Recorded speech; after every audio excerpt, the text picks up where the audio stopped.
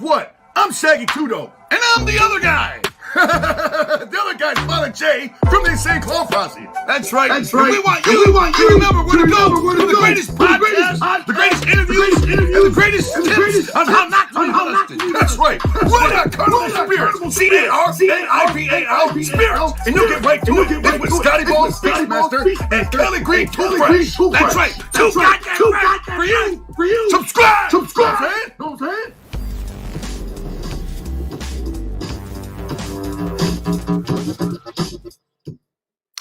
What's up, Carnival Spirits? It's BeastMaster, and I'm back up on here today with the 8th episode of the BeastMaster Show. We are live in effect, and it's been a great day. I'm excited. We got a lot to talk about. I've got an amazing guest, and we're going to get this show on the road. I know you guys are a little antsy. I see you in the chat already, and my guest has not joined us yet, but once I see them in the back rooms, you know, then I will I'll prepare to start that segment of the show. And until then, we're just going to take it easy. Oh man, I got that light shining on me again. Where's that light coming from? It's coming from this side. All right, I'm going to have to shut my door once that starts crawling in front of my eyes. But, yeah, let me fix that for a second. It's that time of day where the sun is trying to creep on me. So today's the first day of the year, or the first Saturday of the year that I actually had off of work. So I was able to, you know, prepare for the show and didn't have to work and then come back and scramble at the last minute.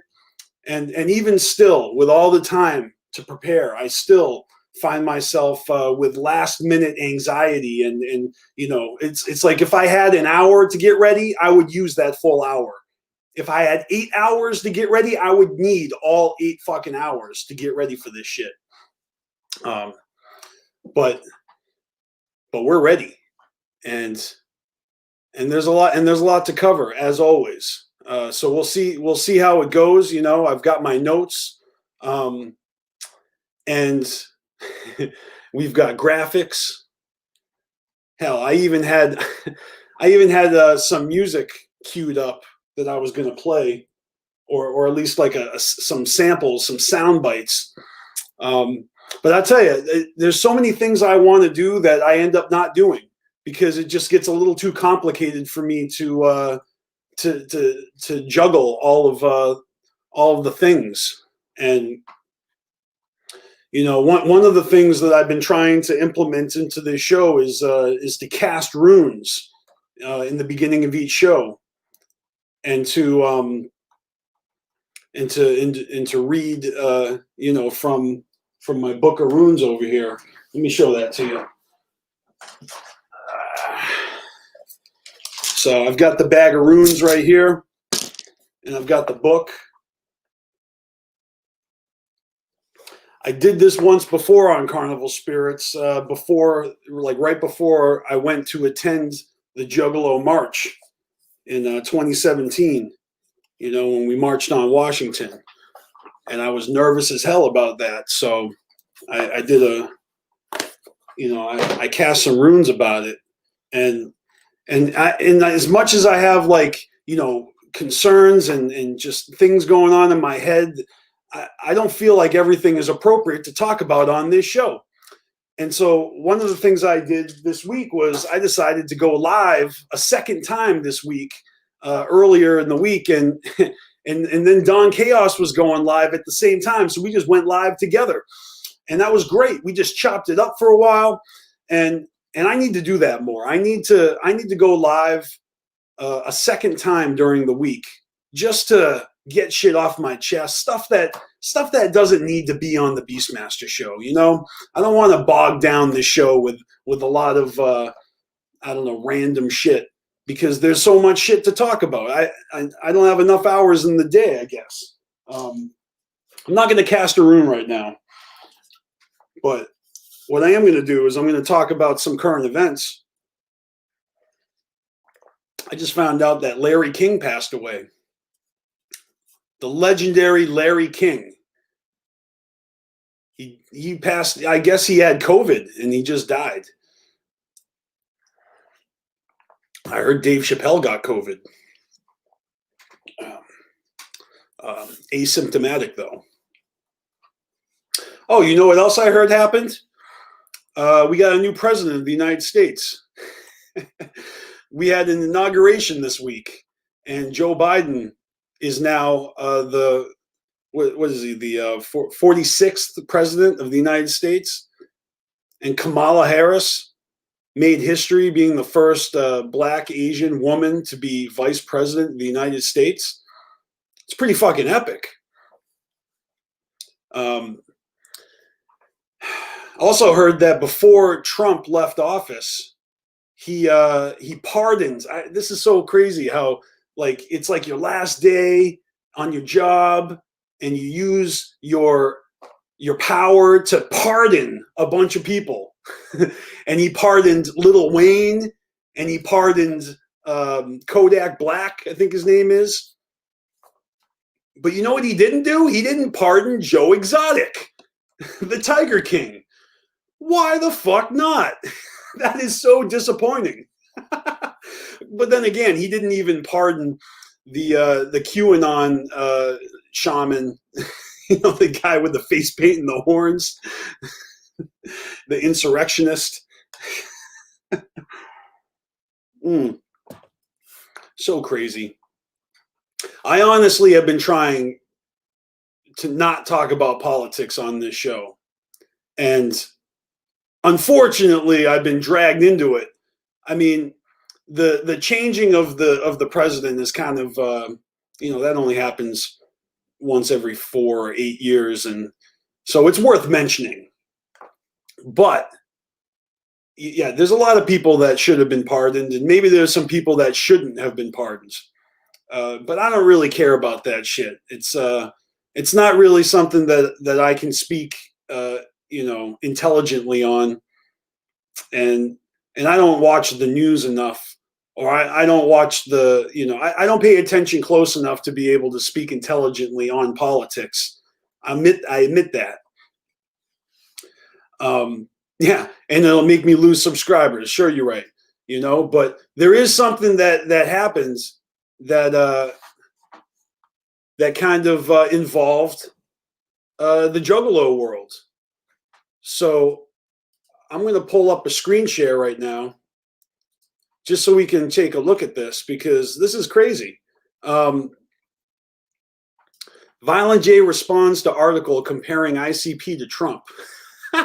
What the fuck? A few days ago, this is from Fago Lovers here. TheAtlantic.com put up an editorial, blah, blah, blah. It said something like, 4-year experiment being governed by the political equivalent of the Insane Clown Posse, and it's ending in Juggalo style.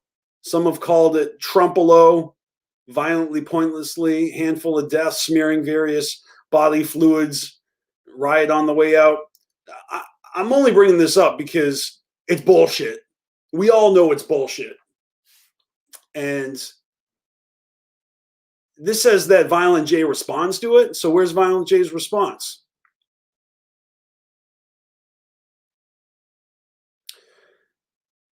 I can't believe The Atlantic would hire a writer, presumably for his expertise in journalism, who's that off the mark, as well as editor for his or her fact-checking abilities, who's obviously lives within a reality separate from our own when it comes to defining who juggalos truly are and what they're about. The truth is, it fucking hurts, and it's scary seeing professional adults acting like savage bullies. Sad little bullshit like this makes me question the media in general and lose little faith in just about everything I fucking read. So that's Violent J's quote. All right, Jay. Yeah, Jay's not happy about it. It's pretty lame. That's right, Chaos. Never talk politics. and we're not going to talk politics, but you know, it's like, you know, juggalos, you know, have gotten a bad rap historically, you know, and sometimes we deserve it, sometimes we don't. But then again, you try to fucking define a juggalo, you're going to have a hard time. We're all so different. A lot of unique motherfuckers in the juggalo community. And, you know, I've been a juggalo for, I would say that I've been a juggalo for almost 25 years. You know, this spring in April, Easter Sunday, will be the 25th anniversary of when I discovered ICP, and then soon after that, attending my first clown show. You know, after I saw ICP live in concert, I proclaimed myself a juggalo. 25 years. And I've seen a lot of people, a lot of different walks of life join this this family. I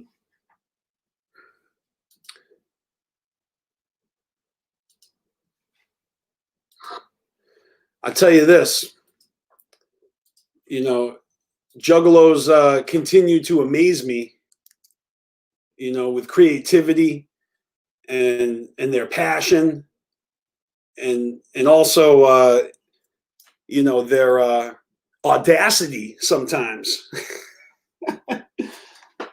You know, juggalos don't always agree with each other.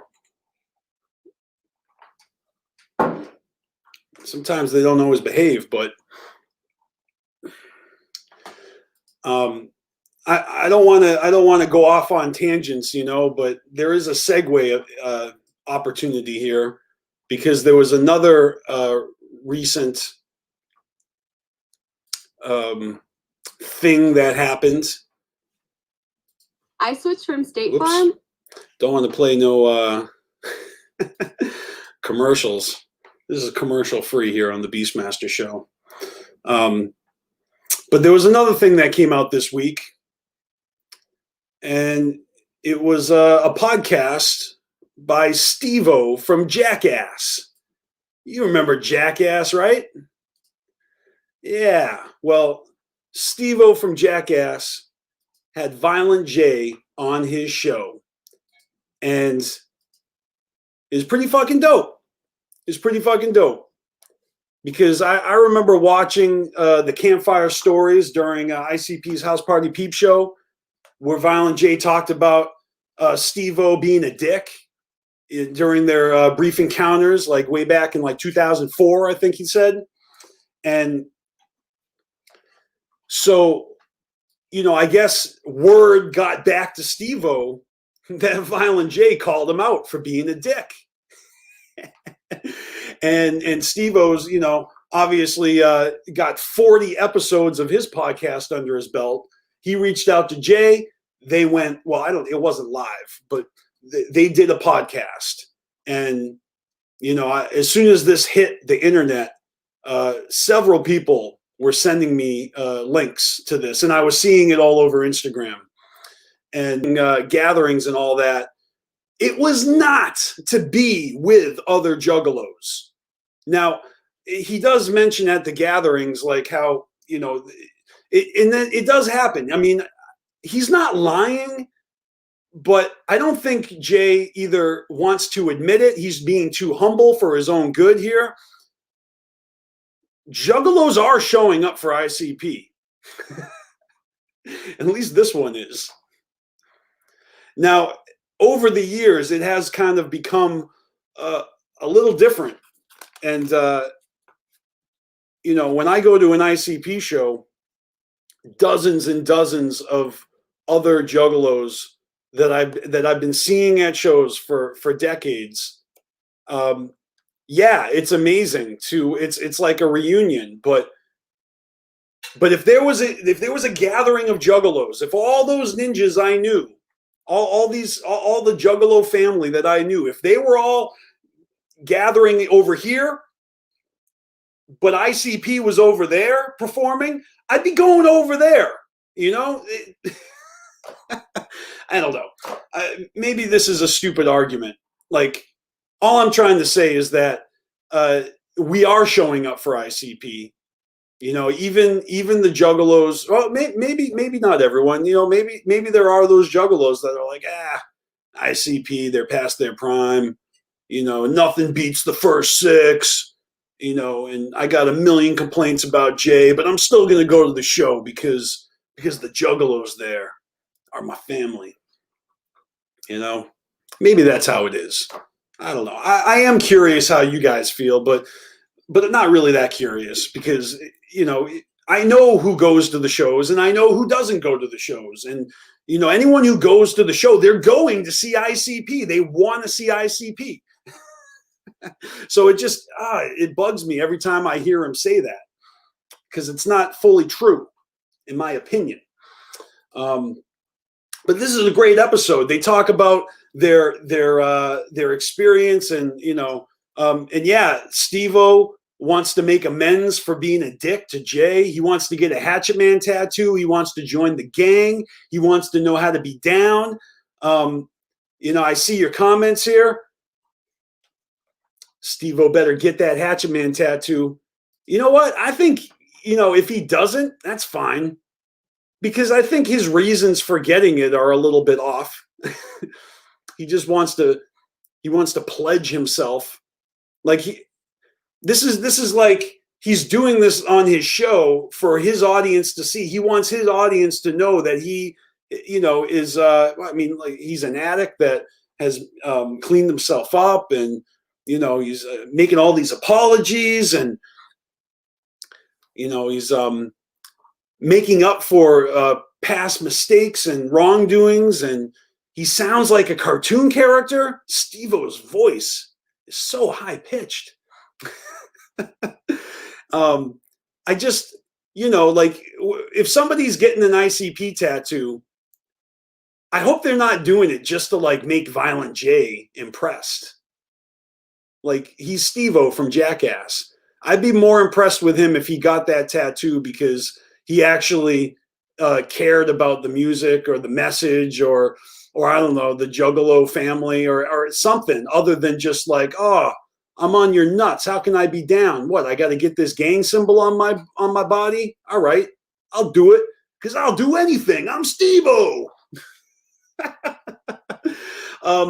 Years ago, I probably talked about this on Every Saturday Afternoon. I met a girl in college. We were at a bar, and she was bragging about how she met Steve-O. And she took it one step further. She was bragging about how she gave Steve-O a hand job. Yeah, she had no shame. She was bragging about that shit. I forget her name, but yeah, I met this chick that was super proud for giving that dude a hand job. It's a crazy world. But if you have a chance, check out the full episode of Steve-O's Wild Ride, and you can see for yourself the unfolding of Violent J and Steve-O's bromance. It's pretty cool. So that's a topic off the list. And let's see here. I'm gonna chalk that one off the list. I heard that a shit ton of, like, confidential UFO documents have been you know, made public for the first time ever.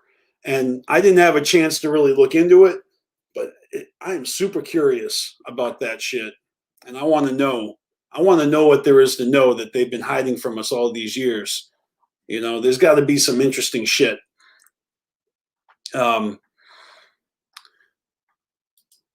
that was kind of a topic I didn't really get a chance to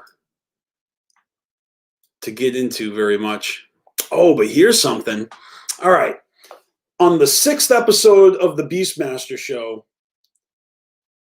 I was talking to Don Chaos, and we were kind of doing a Wraith-themed episode because it was the 6th, right? and I pulled out this this business card. Let me grab that real quick.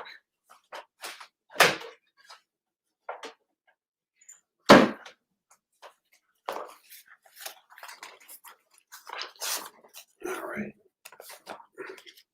So here's the business card that I pulled out because I had it just like inside of my little Wraith CD binder, and so this business card is for a company called International Car Parts, and I was talking about how, you know, back in the day I used to see International Car Parts like vans driving around, and I used to see their business cards all over the place, and it was pretty funny because, you know, ICP means something else besides Insane Clown Posse.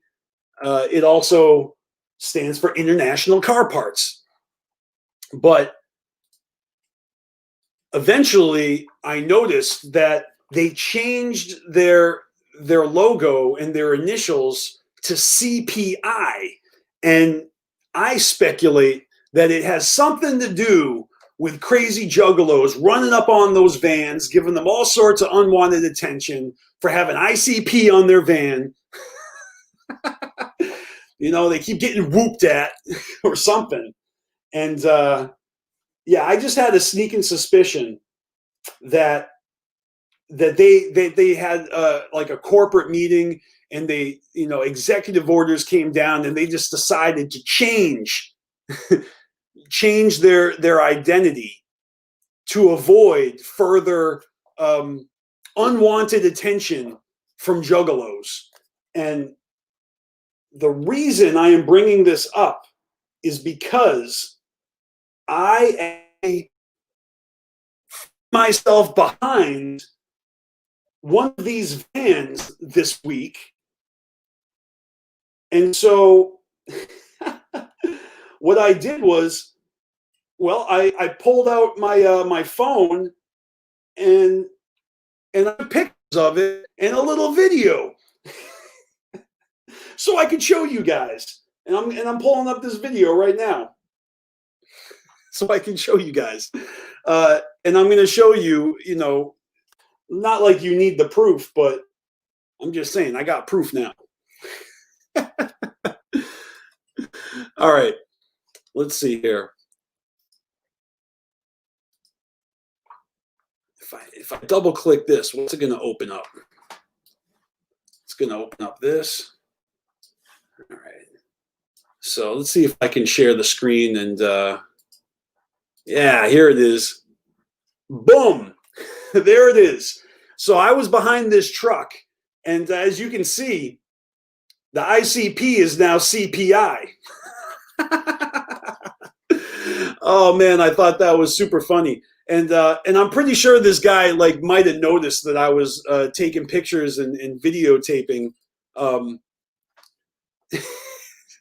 He started driving all crazy. Let me see if I can show you the video. Here it is. So I'm behind this guy, and you know, I forget where I'm going. It can't be before work, but yeah, he starts driving over the yellow line. He's probably like, what is this guy doing? Oh, that's it. I just thought it was funny because I had just brought this up. I hadn't seen one of these vans in a long time, and I just brought it up a couple weeks ago, and then I see one of these vans out in the wild. So I thought it would be cool to share that with you. And that guy probably thought I was stalking him, but I was just getting photographic proof of what I was talking about there.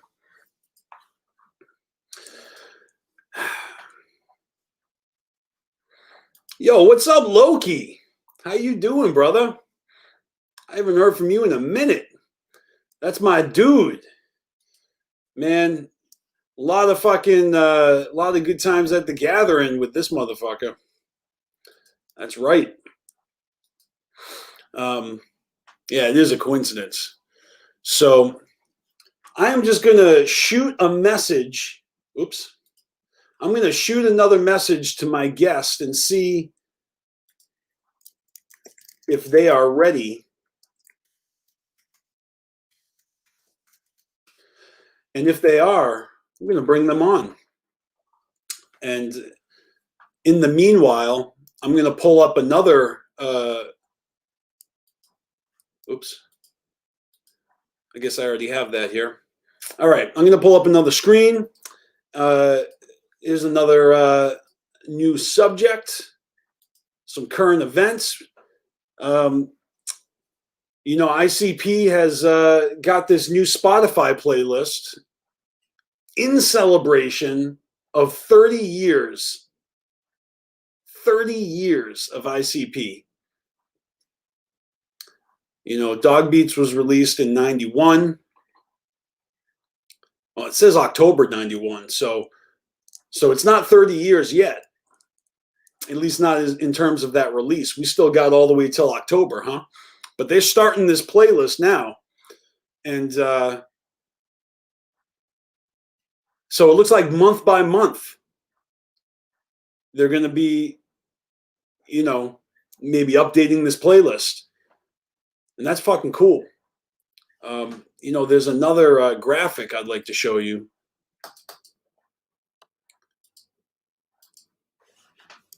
Let me pull up our Spotify, because on the Spotify, I actually shared, Tom Wood created a brand new logo for the 30th anniversary of ICP. And that looks fucking fresh right there. And so if you're interested in checking out ICP's Spotify playlist, you should do so. And while you're at it, if you're on Spotify, you know, oops, let me turn the volume down. I'm not really trying to play a lot of music on here, you know, but there's a lot of music I want to talk about. But listen, if you're on Spotify, you should also check out Carnival Spirits monthly playlist on Spotify. Now, Cali Green Too Fresh is the one who puts this together. On the 17th of every month, 17 new tracks from the undergrounds on Carnival Spirits Spotify. And as you can see here, he started this last December, but this is the first monthly playlist of 2021. I'm not going to go through all these, but there's 17 tracks. And on the 17th of February, this list will update. So every month on the 17th, come check out Carnival Spirits monthly playlist. And if you are an artist that wants to get your music included on the playlist, all you got to do is hit us up. Email spiritsofthedarkcarnival@gmail.com. And we can make that happen for you. But yeah, there's some good shit on here. Some of these songs I actually talked about last week. DJ Chunk, Cut 'Em Up. Love that track. Politicize, Immense Pain remix. We got Wicked Wood from their new album, Simulated Reality. Devil in My Pen, Insane Poetry, Damian Quinn, Smalls one. And there's a whole lot more, 17 tracks. Yeah, you should definitely check out this dope ass fucking playlist. So follow Carnival Spirits on Spotify if you aren't already. And while you're at it, you should follow me, BeastMasteR. Check out my album, Rhinoglyphics, also available on Spotify. All right, so my guest is ready now. And before I bring them on, I got to use the teaser flyer. I got to use the teaser flyer that I made. And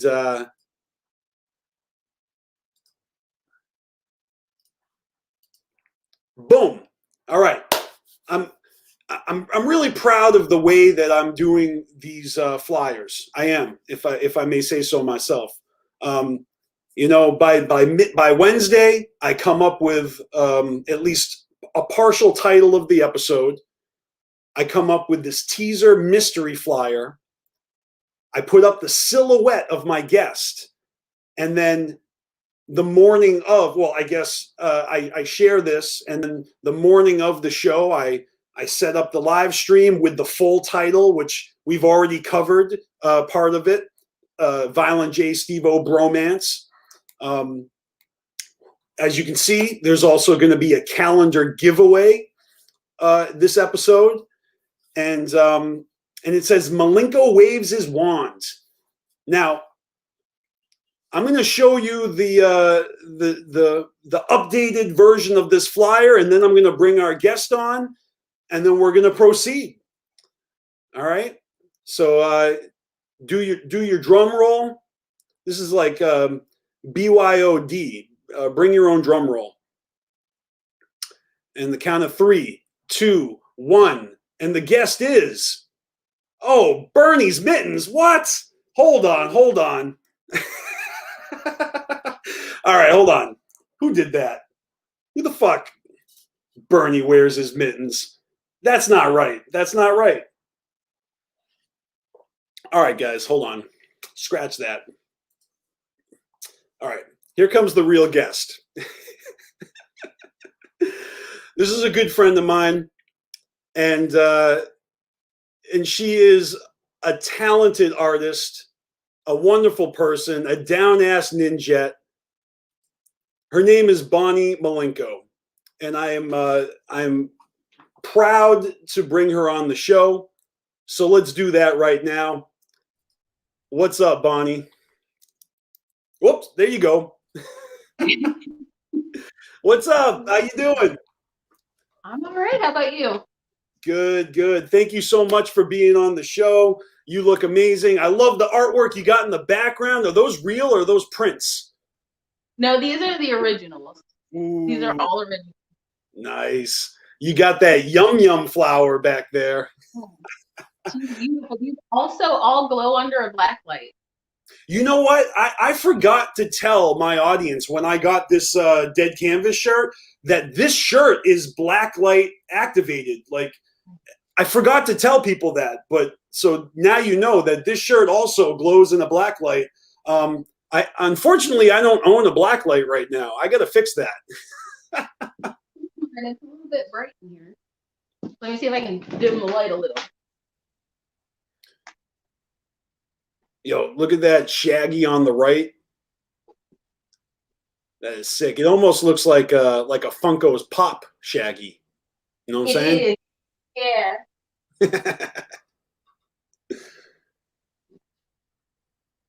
These were all done by Jason Maines from 8 Up Art. Yes, 8 Up Art. I've shared many of his work on Carnival Spirits, including those, you know, on social media posts. Okay. I'm a big fan. Same. Okay. Well, this is great. Floodlight, black light. Yeah, it is a little bright over there for black lighting, but that's all right. We try. We believe you. We believe you.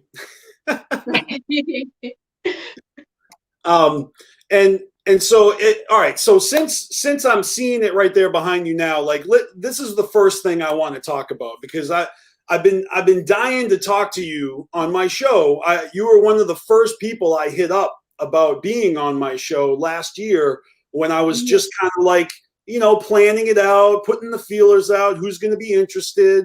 Right. And so one of the things that I pledged to do was to get more females up on YouTube to talk about this female Joker's card that's coming in 2021. I want to know what your take is on the very first female entity of the Dark Carnival, the Yum Flower. Like, how do you feel about that? I'm super excited. I like doing a lot of the Joker's card makeup looks, but I'm extremely OCD about it, and there's nothing like somebody having a mustache, and I don't want a mustache. So it's nice to have a female. Well, I mean, you go by the moniker, you know, Bonnie Malenko. You obviously are a fan of the great Malenko, and he's got a hella mustache. Right. Right. And I'm such a perfectionist about things. I want things to look exact and precise, and it's hard because he's got a mustache and I don't. And I really don't want.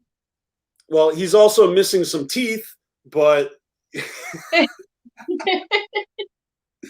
I think he might be missing an eye as well. Like, yeah, you said that. Yeah, for sure. No, but that's dope. We're going to look at, you know, hopefully we're going to look at some of your face painting, some of your photography and your artwork soon. You know, you sent me a bunch of pictures and I've got those queued up. So a little later on, we're gonna focus on you and your artwork. But before we get into that, you know, I thought maybe we'd cover a couple more of these topics I got. So let's see. I already covered ICP's Spotify playlist, Carnival Spirits monthly, you know, Spotify playlist. But let's keep it on the music subject, okay? I got a little coffee here. I shouldn't be drinking this because I'm going to be up all night. But I just want to make sure that I don't. There you go. Nice.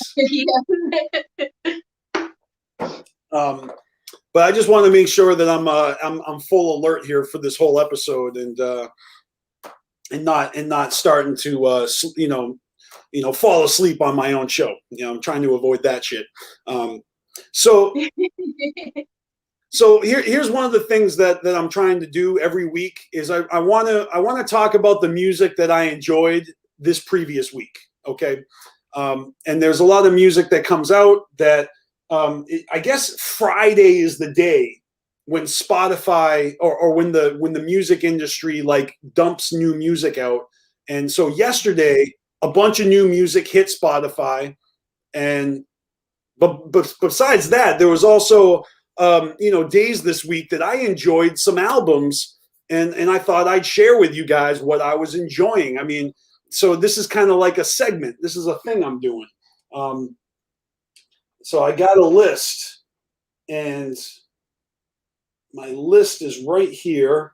Last week I had 17 things on the list. This week there isn't even 17 things on the list, but it's okay because I don't need to do that every time. I feel like nobody cares if there's like 12 or 17 or 20. It'll be all right. It'll be fine. But you know, it'll be fun. I'm just going to run through the list. It's not even going to be like a big thing, but so I already got my, all right. So here is, my little, you know, design. These are all Lakeland Lunacy, images that I've cobbled together for, you know, Carnival Spirits designs. Lakeland Lunacy is our homie. He does, artwork for the Juggalo community, a lot of YouTubers and artists, and he is so talented. I mean, yeah, he should be on Dead Canvas for real. Like, you know, cause he's such a fucking dope guy, for blessing us with all this freshness. And the only thing on here he didn't do was the actual BeastMasteR logo. I did that, in Illustrator years ago. And that's like a combination of, Aerosmith's logo and then the BM on the top in the middle. That's actually the Warner Brothers logo flipped upside down. Cause you know, Warner Brothers flipped upside down is like BM instead of WB. Malenko. Yep. So let's see here. I got some music on the list here, and all right. So first thing this week that I think it was on my day off, so I think it might have been Monday or Tuesday. I was bumping Run the Jewels. Do you listen to Run the Jewels? Yeah. Nice. See, I'm trying not to talk politics, but I got to mention that Killer Mike is super smart about politics, and I actually like knew who he was through like interviews talking about politics before I even heard his music. But yeah, I love Run the Jewels. I bumped all 4 albums like consecutively in a row one day, and it was a good time. And I thought I'd just share that with y'all, because if you're sleeping on Run the Jewels, you got to stop that right now, and you got to check this shit out. They're really dope. Yeah, they're great. The first time I heard them, Jason played them for me, and I just added them to my Spotify playlist. I listen to it all the time. Yep. Last week I talked about like a remix that they put out for Ooh La La from the newest album, but you know, I'm a new fan, so you know, I've only heard these albums a couple of times each, and so it was really dope to start with 1 and then 2 and they don't even give their albums names. It's just Run the Jewels 1, Run the Jewels 2. They're like Led Zeppelin. They just number them. That's how dope they are. They don't even need a fucking title for their album. All right. Now, last night, actually, this is a better one. So I checked this out finally. Rage Against the Machine has a live album that was recorded back in '99, and it's called The Battle for Mexico City. And I finally checked this out, and it was really cool. Brought back a lot of nostalgia for me, because I've been a Rage Against the Machine fan for since 1996. Like basically the same time I got into ICP, I got into Rage Against the Machine, and or actually I got into Rage first, but yeah, this was dope, because it's been a minute since I really listened to them, and I don't know, live albums aren't usually as good as like the studio tracks in my opinion, but it is worth a listen if you're a fan. Yeah. I had the privilege to see Rage Against the Machine live back in 1995, and this is the craziest thing. I was in Norway. I was visiting the country of Norway with my old man, and one of my like second cousins, you know, took me to this festival where it was like Neil Young was the headliner, and then Rage was before him, and I think it was like Bad Religion and the Afghan Wigs. So I'll just tell the quick story. I got my way. I'm a teenager, and I got my way up to the very front of the stage, and it was on an island. It was on this small island, and as soon as Rage hit the stage, didn't mean to rhyme right there, but as soon as they came out on stage and started playing, the whole island just started jumping, like the whole fucking crowd became a mosh pit immediately, and it was literally like all grown Viking men, like bald heads, beards, fucking all taller than me, and I had a disposable camera. This is 1995. I had a disposable like camera, and I just like fired off the whole roll, like all my pictures are basically of the same like 30 seconds, just right. So there's like maybe 3 or 4 or 5 good ones. The rest were all blurry because I was just getting tossed like a rag doll. It was crazy. And as soon as I used all the pictures, I started to back up, and I had to back up all the way to the back of the islands before I felt safe. Oh. It was nuts, and it was really fucking dope. This was you know, during their what's that second album, Evil Empire tour. I mean, it wasn't a tour, but it was you know, that was the newest album out that they were promoting in '95. You know, and then they had like one more studio album, then they had an album of covers, and then they broke up soon after that. Funny, it's like you don't hear much from Rage, but they did kind of like join forces with I think Be Real of Cypress Hill, and they had that whole Prophets of Rage thing. Do you ever check that out? Yeah, I think I might really surprised by that. I think that was, I mean, I saw interviews. That was inspired by just a couple songs, and then they decided to do an album. They did some tours. And then Run the Jewels actually has a couple tracks with Zach De La Rocha. Oh. Yeah, on the new album, I think. So that's kind of cool. And I thought Zach De La Rocha was supposed to have a solo album out. I don't know if that ever happened, but anyway, what else did I listen to this week? Yesterday, I listened to this album right here, Marilyn Manson's Mechanical Animals from 1998. And I put myself on blast on Facebook because this is a true story. 1998, this came out, what, the same year as fucking Great Milenko? Like a little after that? I never heard this album before. I never listened to it before yesterday. And I fucking liked it. I liked it a lot. I used to be obsessed with Marilyn Manson. A lot of people were. And I don't know. I'm weird. Like I have the first album on cassette. Okay. I have Antichrist Superstar on CD. There's a couple songs on there I really like. And after that, I fell off. You know what? I actually saw Manson live twice at Ozfest. And it was probably around this time, like 98, 99, 2000, somewhere around that time. I saw Manson live, and he was good. But I really wasn't buying his albums. I wasn't listening to him. Right.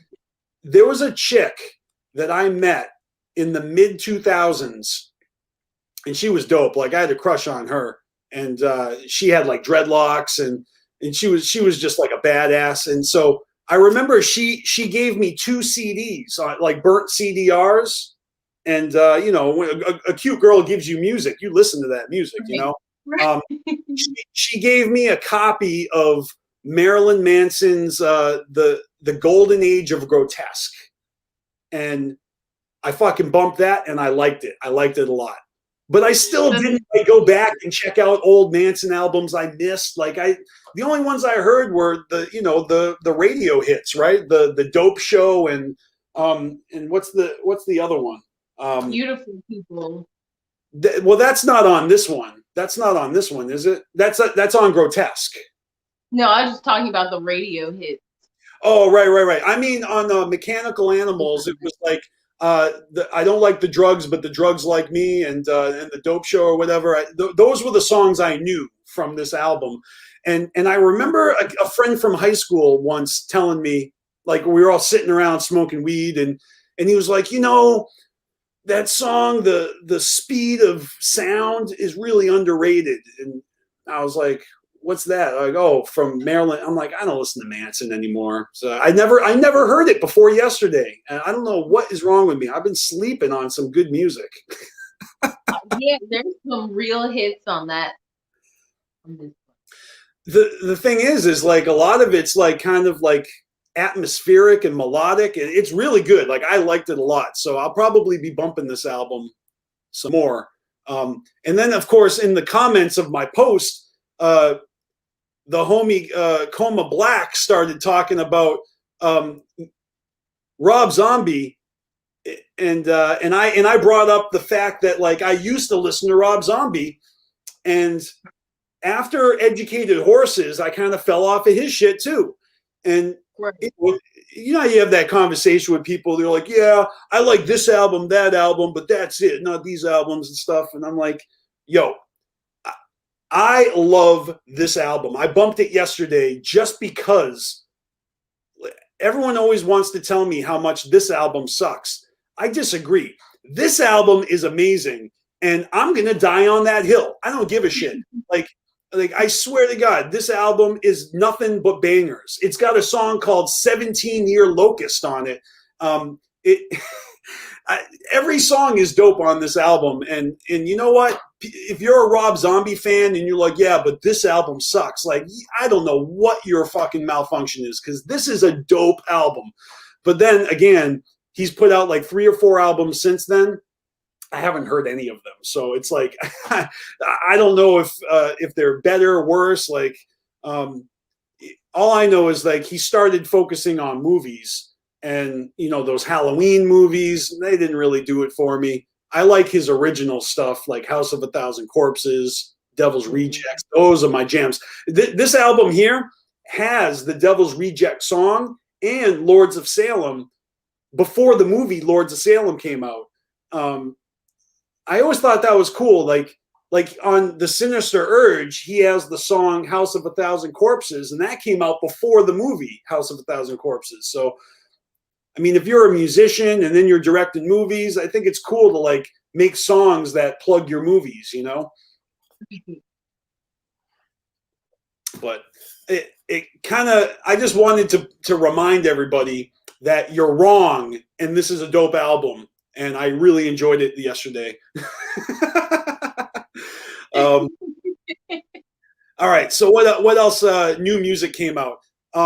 This is something Spotify turned me on to, Magadino the Chemist, with featuring C2 6. It's just a single.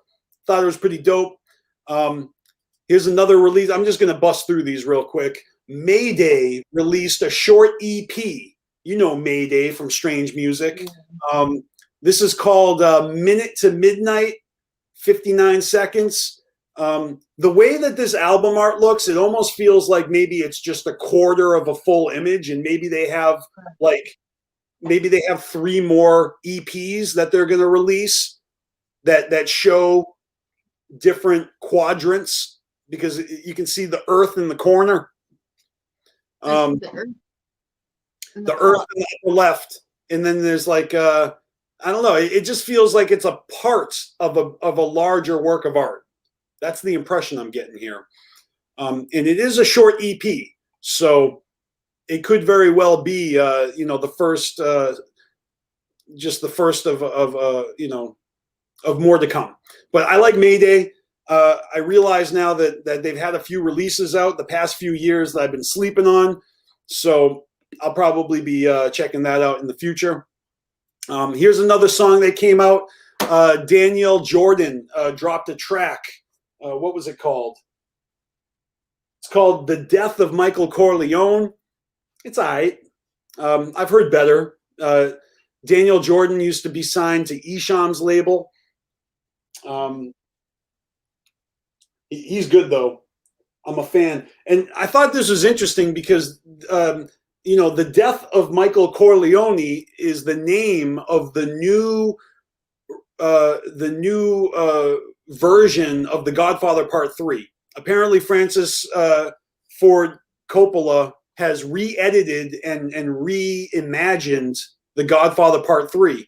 And that's available. I saw it was for sale for $10. I kind of I like collecting movies, but I like them to be a little lower than $10 when I buy them. So, but I do want to see that someday.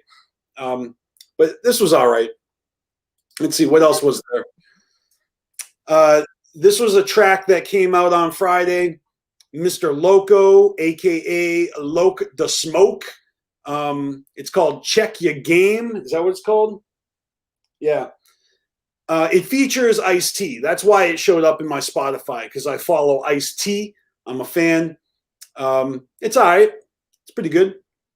Another track that came out, Locksmith and Lazarus collab. This is called Signs. Anybody out there who is a fan of like speed rap, like choppers, check this out. I got to point this way. Check this out. These guys are rapping so fucking fast that if you're impressed by that shit, you will be impressed with this shit. It's not really my thing. I'm not really a fan of the chopper stuff, personally. But there's also this track called Wicked Warrior, and this is like a chopped and screwed version of a song, and it's by a ninja called Gingerbread. His name is Gingerbread. And then DJ Lowski featuring ABK. So you know, chopped and screwed, it's like all slow and weird, and it's a remix, I guess. Yeah, you know. And then Ed OG has a song out. What's it called? It's called it's called Blew Through the Door. That must be the cover of the album, but it's a collab between Ed OG, the Drunken Monks, Bofa Beats, and it's actually got KRS-One on there. Old school. And then this other guy, I can't pronounce his name, not gonna try. KRS-One, living legend in hip hop, and so is Ed OG. If you guys don't know who Ed OG is, he is a Boston rapper. Him and Slane were in a group called Special Teams back in the day, before Slane hooked up with Ill Bill for La Coca Nostra and all that. Yeah, Ed OG is tight. If you want to hear some good hip hop, check out Ed OG. And then beyond all this hip hop stuff, there was also a release of now this doesn't have any words on it, but David Bowie, rest in peace. You know, he kind of famously passed away, but not before putting out that Dark Star album. Do you listen to Bowie? Yeah, Bowie's sure. I don't know. He knew he was dying of cancer. He put out an album, and it's funny. This might be like a B-side, you know, something that wasn't on the album, but now a couple of years later, his estate have released this song, and it's called "Trying to Get to Heaven." It's a good song. I really enjoyed this, and you know, new Bowie isn't even my favorite Bowie. I like a lot of his old stuff, but it almost feels like this was probably a part of that last album, but they took it off because it's a little too on the nose. It's called "Trying to Get to Heaven." But it's really good. I really like the music, the instrumentation for this. And then there's also another song. This is like a 2-song release. The other one's called Mother. I was less impressed with that one, but "Trying to Get to Heaven" was dope. And other than that, I saved the best for last. We talked about Mikey Clark last week. We're going to talk about Mikey Clark again this week. He released an album called Songs from the Blue. What can I say about this? It's fun. It's everything that you would expect from Mikey Clark. It's not beats. It's not like you know, the shit that I was promoting earlier. These are songs. He's the one singing, and you know, it has a lot of the signature Mikey Clark stuff that you would expect from him. It's really dope. And you know, last week we were talking about Mikey Clark because he was going live on Instagram showing off old ICP cassettes and stuff, which is really dope. The standout track, I would say, for me on Songs from the Blue is this cover. And I know it's a cover because I recognize, I was like, wait a minute, I've heard this before. He's got a song called "Nightclubbin" on this record, on this album. And "Nightclubbin" was actually a David Bowie song, a David Bowie Iggy Pop collab that was on the Train Spotting soundtrack back in the mid-90s. I don't know if you've ever seen that movie. That's a dope movie, Train Spotting. It's from the 90s. It's one of Ewan McGregor's early roles. Danny Boyle directed, but yeah, so I heard this and I was like, oh, "Nightclubbin'." I'm like, where have I heard this before? I was like, oh yeah, that's right, Train Spotting. So he's got a dope cover, but the rest I believe are all originals. This is actually like a fun album. I don't think that Blue is a reference to like depression or feeling down. I believe that this is like a reference to a political stance, like, you know, the red states, the blue states. And I feel like this was strategically released during the week of the change of the you know, commander in chief. We just went from a Republican to a Democratic president. And if you follow Mikey Clark on Twitter, he is vocal about politics, and he is not afraid to stick his middle finger out there when he's unhappy about shit.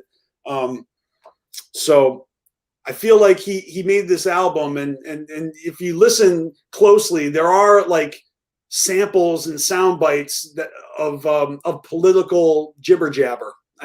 It's a little cryptic, but yeah, I like the album. It's very fun and lighthearted. If anything, it's sweet. It's cute. It's a cute album. This isn't like wicked shit at all. So if that's what you're looking for, you know, don't bother. But Mikey Clark is a living legend. You know, he was one of my top 5 artists on Spotify last year, just because I love listening to Mikey Clark, and I'm going to continue doing that. But so since I brought it up, this is an opportunity to segue. Mikey Clark has, where is it? Here we go. He has continued to drop bombs on Instagram, and I'm going to pull up the screen, and we are going to check this out. We looked at it last week. We're going to look at it again this week. I'm going to keep fucking with you, motherfuckers. It's only 7 minutes. Yes. Now, look, I haven't watched this yet, so this is great. And shout out to Whoop ×2.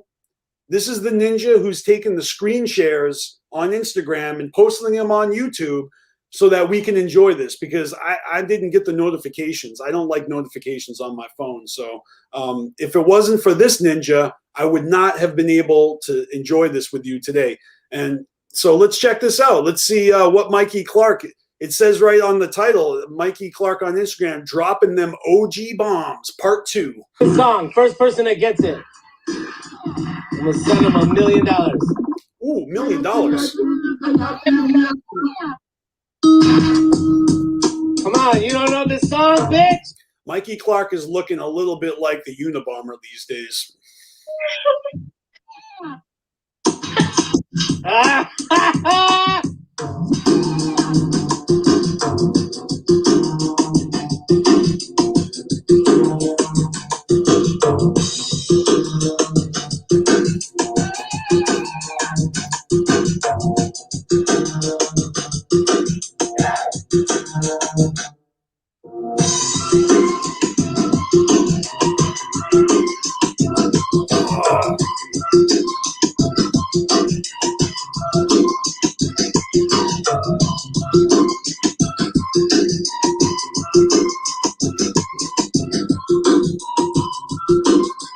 My kind of bitch.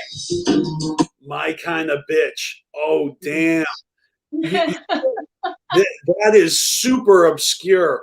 This shit wasn't even on a Joker's card or an EP. This was like on the Chicken Hunting maxi single.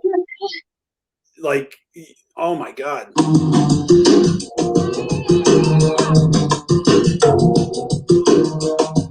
Now, wait a minute. What am I talking about? It was on Tunnel of Love. You know what I'm thinking of? I'm thinking of I Didn't Mean to Kill Him, Kill a Man, Baby. Oh, man. Yeah, you got to understand something. I get things wrong all the time. I rely on my audience to fact check me. I get it wrong all the time. So pardon me for like getting things wrong all the time.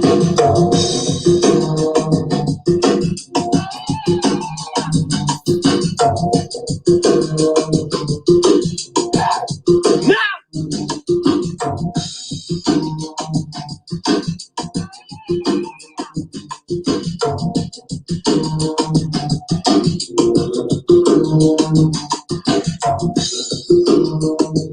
That's all I got on that, bitch. Well, listen to this. Fruit make my dick start to dance like a snake and make roll. That's not cool. He's got ICP acapellas. Like Shaggy. I made it to the cotton bowl. Cotton candy.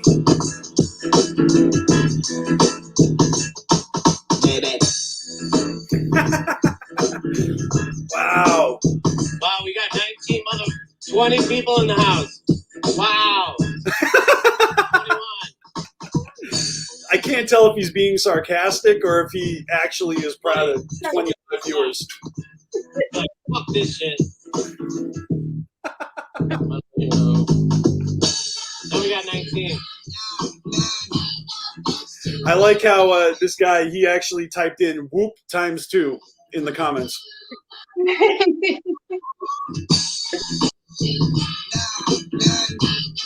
I mean, he basically got his name from this song. Whoop, whoop. Right. Dude. Oh, I fucked around and then went. Cause I could give a motherfucker about looks. I just chalk up another one for the bucks. I know this bitch batting around like a beach ball. You can roll her up and bounce her off the wall. We play ball, shoot hoops, she can hold steady. Then I stick my dick down in the fat patty. That's how I call you home. Tell me that you're all alone. Cause if I owe to the rescue. Now here's what I'ma do. I might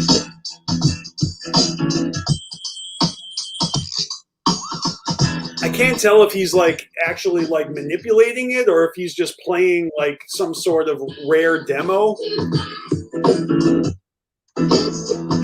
This motherfucker says Mikey Clark is the Rob Zombie of hip hop.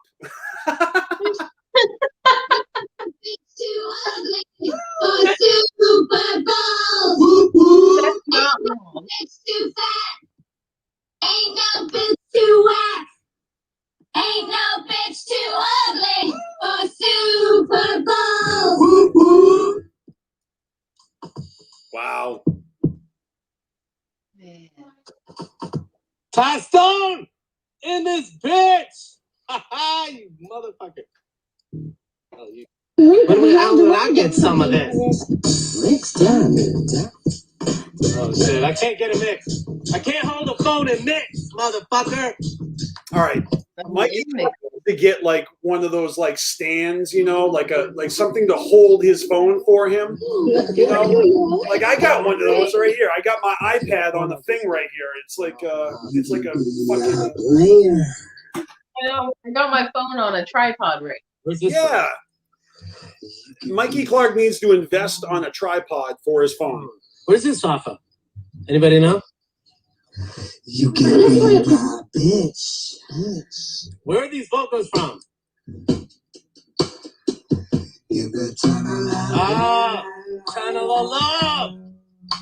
Remember that shit? Woo!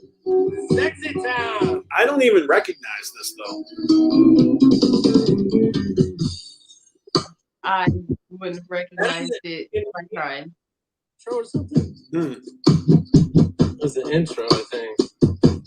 Or did they use it for a show? Okay, it's for a show.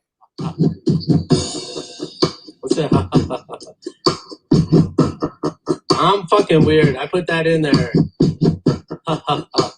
You hear that? Yes, we hear that, Mike. You can be a king. You can be a smooth. Yo, this needs to be on Forgotten Freshness Volume 7, yo. Superstar.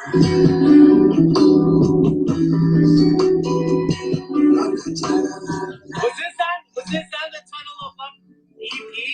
No. It was. No.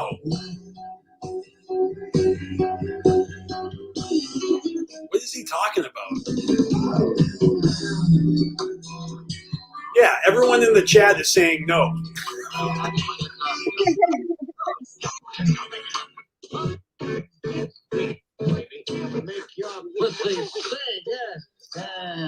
I see JP 100 Proof in the chat. Yo, he just had a birthday the other day. Happy birthday, JP.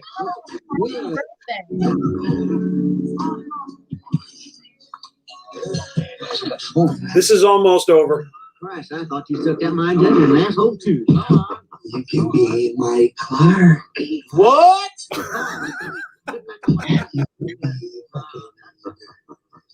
You ain't got nothing after Mike Clark. You ain't got shit after Mike Clark. I'll be right back. I'll be right back. No, fuck it. I only got 20. I only got 20. Mikey Clark, unhappy with only 20 live viewers. You know, that's pretty pathetic. He's Mikey Clark. He should have 200 live viewers minimum when he's going live on Instagram. That's facts. But that's fucking dope. I enjoyed that. I should probably show you guys also that, you know, I am trying to promote Mikey Clark shit. So this is the post I made on Instagram earlier today for his Shocked Rhythm and Damn Near Speechless 4-volume release with all these dope beats and instrumentals. And if you click through all of these, I actually like include audio snippets. You know, so you can actually like hear a snippet from each release, you know, and that's on Carnival Spirits Instagram. If you guys aren't following Carnival Spirits on Instagram, you should. And you should also follow me, BeastMaster. That's BSTMSTR with no vowels. And we'll get to your Instagram soon, Bonnie. We will. But since we're here, I gotta plug some videos that came out this week on Carnival Spirits. I'm super proud of this one because I actually edited this video for Callie Green. Back in like 2006 or 2007, Callie Green was on an episode of Who Wants to Be a Superhero, and he has the footage and he tells the story, and I did all the editing and put the clips in there, and it came out really good. And I made this flyer for him. So yeah, if you guys haven't seen that yet, check it out. It's really dope. Callie Green, you know, is out in California, and he used to work in Hollywood, and he's got a ton of stories like this that he's going to be sharing with us throughout the year. This just happens to be the first one. And now here's something else I got to plug, because these are my boys from Team MUJ, the Midwest United Juggalos. They got a series coming out. When's it coming out? January 30th. So that's just like a week away. I think that's actually a week from today. So this is a brand new live show, and they haven't specified what time they're going live. I hope it's not while I'm live. Otherwise, we're going to be competing for viewers. But, you know, I'm live every Saturday afternoon from 3 to 6. So, you know, if they choose to go live while I'm live, then that we're fighting. That's fine with me. But the show's called That Shit Trash, That Shit Fire, and they got special guest judge Devereaux, the producer, who you can hear on Fearless Fred Fury. And yeah, so they're taking submissions. Anyone who makes music, you can send them your music, and they are going to judge it, and they're gonna give you their honest opinions. Yeah, you know, they're going to tell you if it's trash, or they're going to tell you if it's fire. So they say it's live, brutally honest reviews. Send in your art and let the people be the judge. I think this is a really dope idea. I'm not going to lie. I submitted my music to them, so I got my fingers crossed that they don't think I'm trash. But you know, I sent them what I consider some of my strongest work, songs that I've been complimented on. So, you know, it's going to be interesting, because I don't know who else is going to be up. You know, I don't know who else they're judging, but you're probably going to hear some BeastMaster on this show. So definitely, subscribe to Team MUJ. You know, follow them on all the socials for updates and all that shit. For that, and I got to give a special shout out to KMB, the Sexy Ninja of C Plus Studios, for having me on his show last week. It aired after the BeastMaster show, and it's like a 3-hour long video, and the first half of it was him and his boy interviewing each other.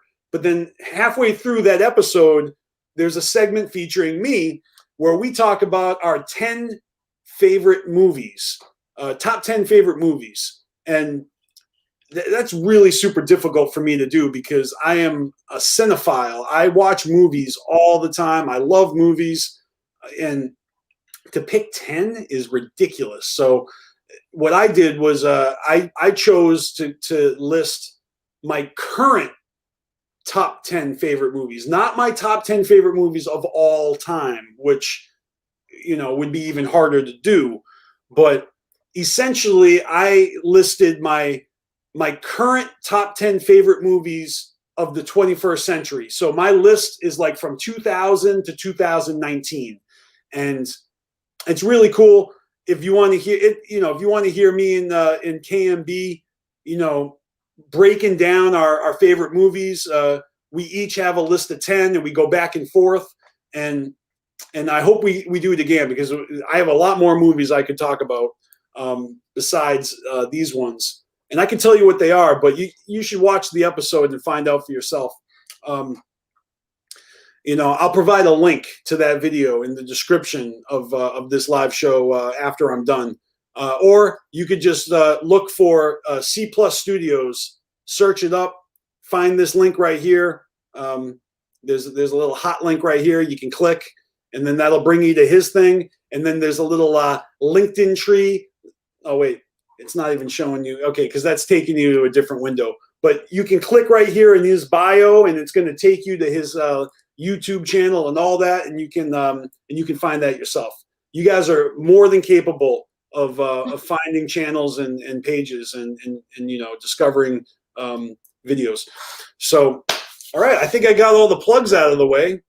Seriously, we're zooming right through my list. Right. Yeah. Let's see. All right. So last week I did ask the audience to submit if they have any music that they would like me to talk about. And I actually did get a submission from a ninja who told me that he's got this beatboxing video that he submitted to Sugar Slam's demo jams back in the day. So we're gonna check that out. This is from John Miller. This isn't exactly what I meant when I said I want people to submit music. I meant like new music, but this is from 2016. That's fine.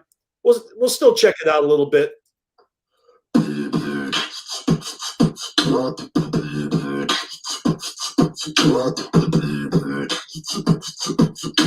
He's pretty good. Blood, guts, fingers, and tongue.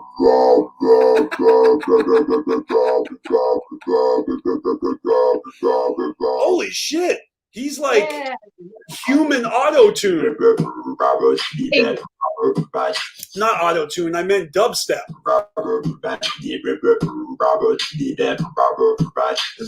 Is he really only making that? That's really good.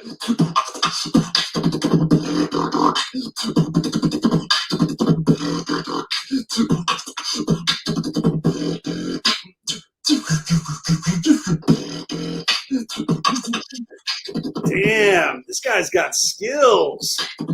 Yeah. Milla the Killa. I wonder if he actually got that on the demo jams or not. I mean, it was a submission, right? Right, I hope so. Yeah, me too. I don't know. That's really dope. He sent me another video. Yo, you guys should check out John Miller. Here's his YouTube name, and this is just a minute, but there's like 3 more minutes of this that you guys can check out. And he sent me another video. He told me that this one went viral. Oh yeah, it did. That is a lot of views on this video. We'll check this out too. This one's called Predator Rap.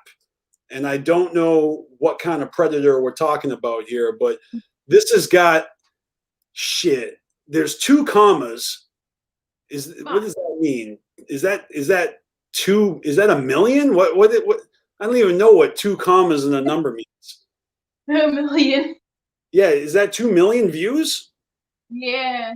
Fuck, that's a That's lot. That's a lot of views. How do you get a video to go viral? I got music right. I'd love to have 2 million views on. Fuck. 13,000 likes. All right, we're gonna check this out.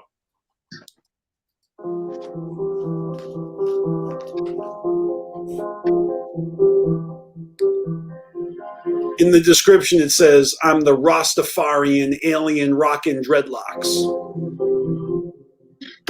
I'm the predator.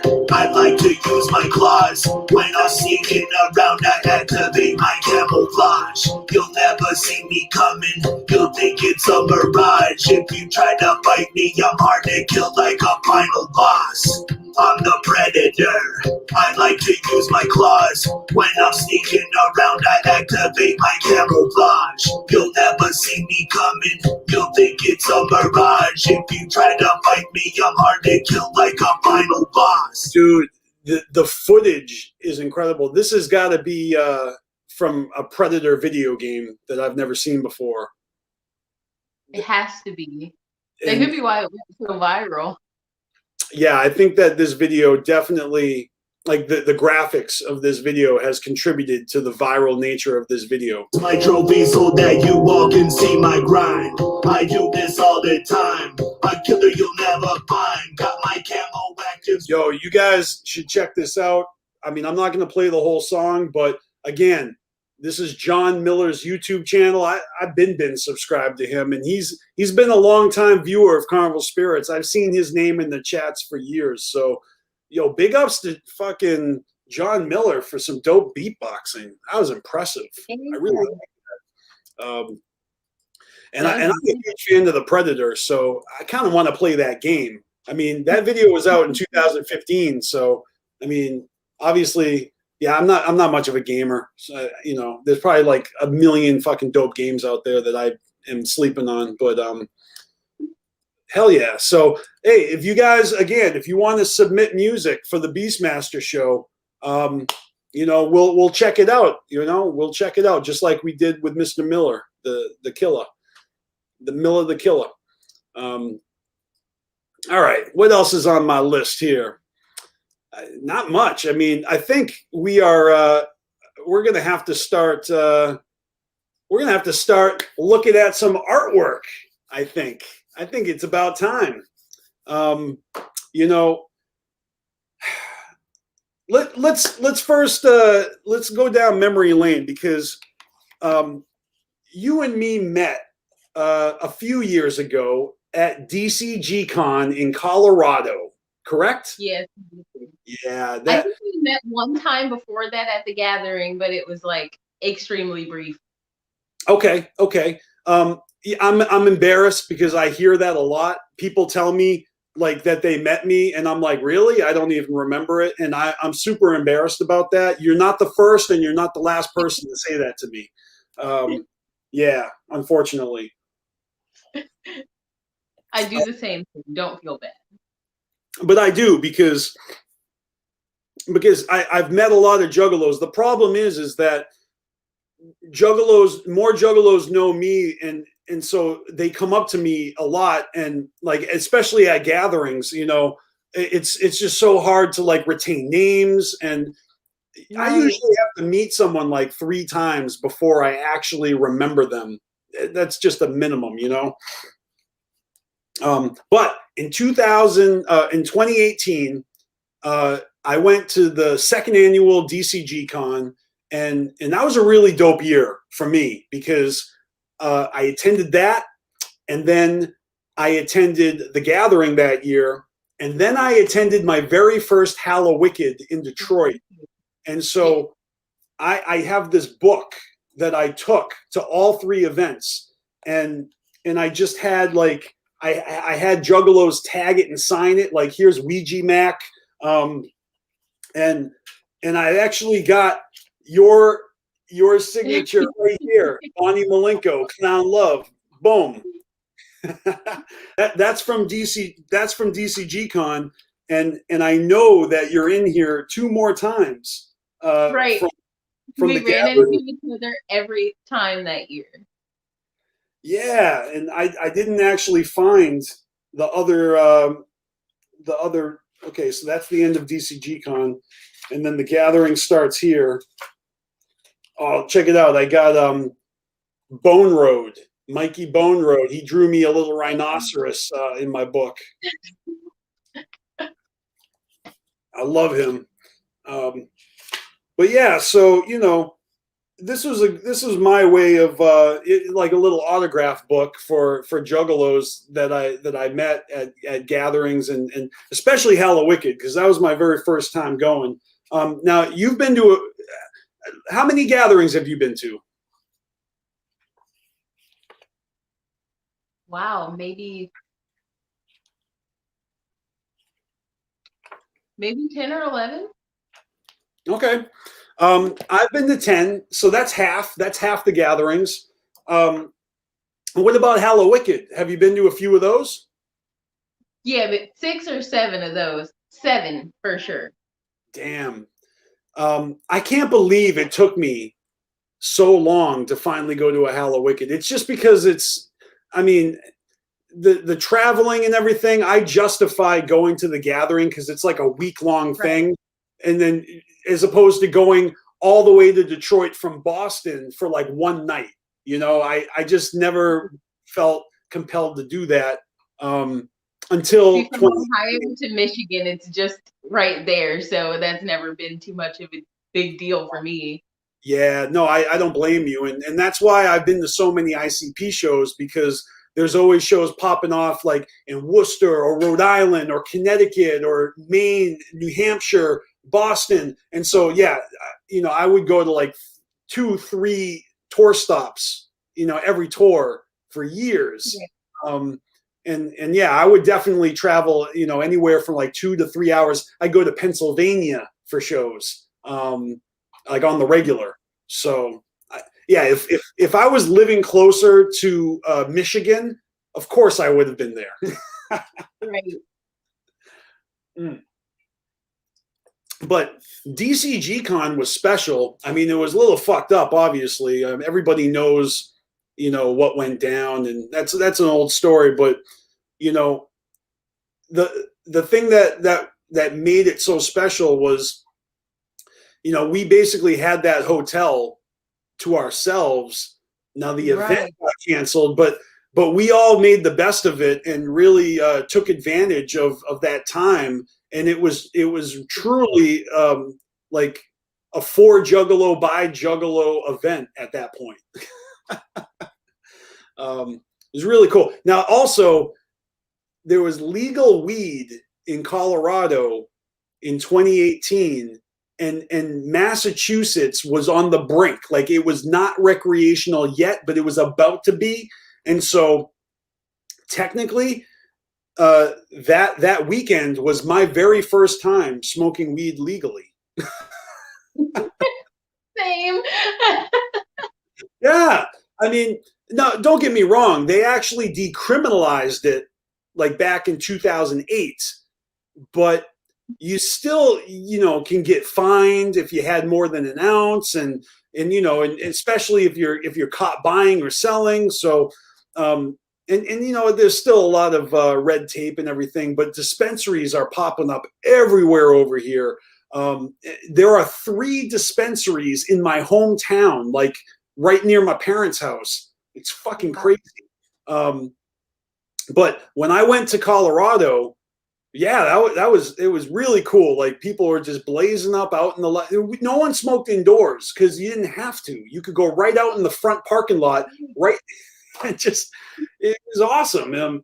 And so, yeah, and I believe that's where we found each other out there hanging out, blazing. So we smoked a bunch, and you were just a part of that awesome experience, which was a really kind of like a small, intimate gathering of Juggalo. It was like a little mini gathering. Yeah, it was really nice. Yeah. And I did end up going to a dispensary for the first time ever out there. I think it was I think did it's as called. soon as I got there. I went to Sweet Leaf. That's the one I went to. Oh, that's the one I went to. Of course, I bought more than I could consume, and so on the last day of DCG Con, I was literally walking around trying to foist pre-rolled joints off to people, and other juggalos, like, they didn't even want it. I was like trying to give them weed, and they were giving me weed. So I come back to my group, and I'm like, yeah, I had like I had 3 or 4 joints to give away, and then I come back with 5 or 6. And like, what's going on? You're trying to get rid of it, and you come back with more. But like the night before we left, I was like, well, I guess I'm just gonna sit here and smoke since I already bought it, and Yeah, I could not get rid of it. Yeah, it was a fun time. I definitely got zooted all weekend long. Shout out to Scum for being hospitable and letting us have our clown show at the Roxy on that final night. Kind of saved the day right there for that one. Yeah. And that was a weird show. There was no Fago, but it was jam-packed. It was lit. I remember the line outside of that venue wrapping around the building, and then there were locals that were walking by, and I overheard some locals go, like, not verbatim, but they were like, damn, this is like some old school ICP days, like, just, juggalos everywhere, line out the door. People wanted to get in, but they weren't allowed in unless they had that DCG Con pass, because we filled it capacity. There was no more. It was standing room only. You couldn't get in. It was a good time. It was a real good time. It was amazing. And then, of course, the gathering that year was also amazing. Now, 2018. Remind me, which one was that? Was that Hell's Pit or was that Wizard of the Hood? Hell's Pit, right? I think so. It always throws me off because Wizard of the Hood was the 17th gathering. Yeah. And that 16. Yeah, so right? 2018. Wait, so Whoopstock was 2018. No, 2017, right? That was Whoopstock, right? Whoopstock.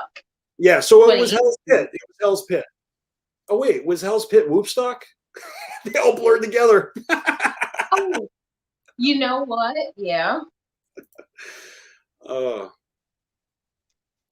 Well, regardless which gathering it was a really good time, and it was cool to see you there, because that's one of the joys of going to these out-of-state events, where everybody's coming from all these different parts of the world, and got homies from different time zones that I don't know. It's just really cool. I mean, it's a little different than just going to your local venue where you see the same scrubs from your neck of the woods over and over again.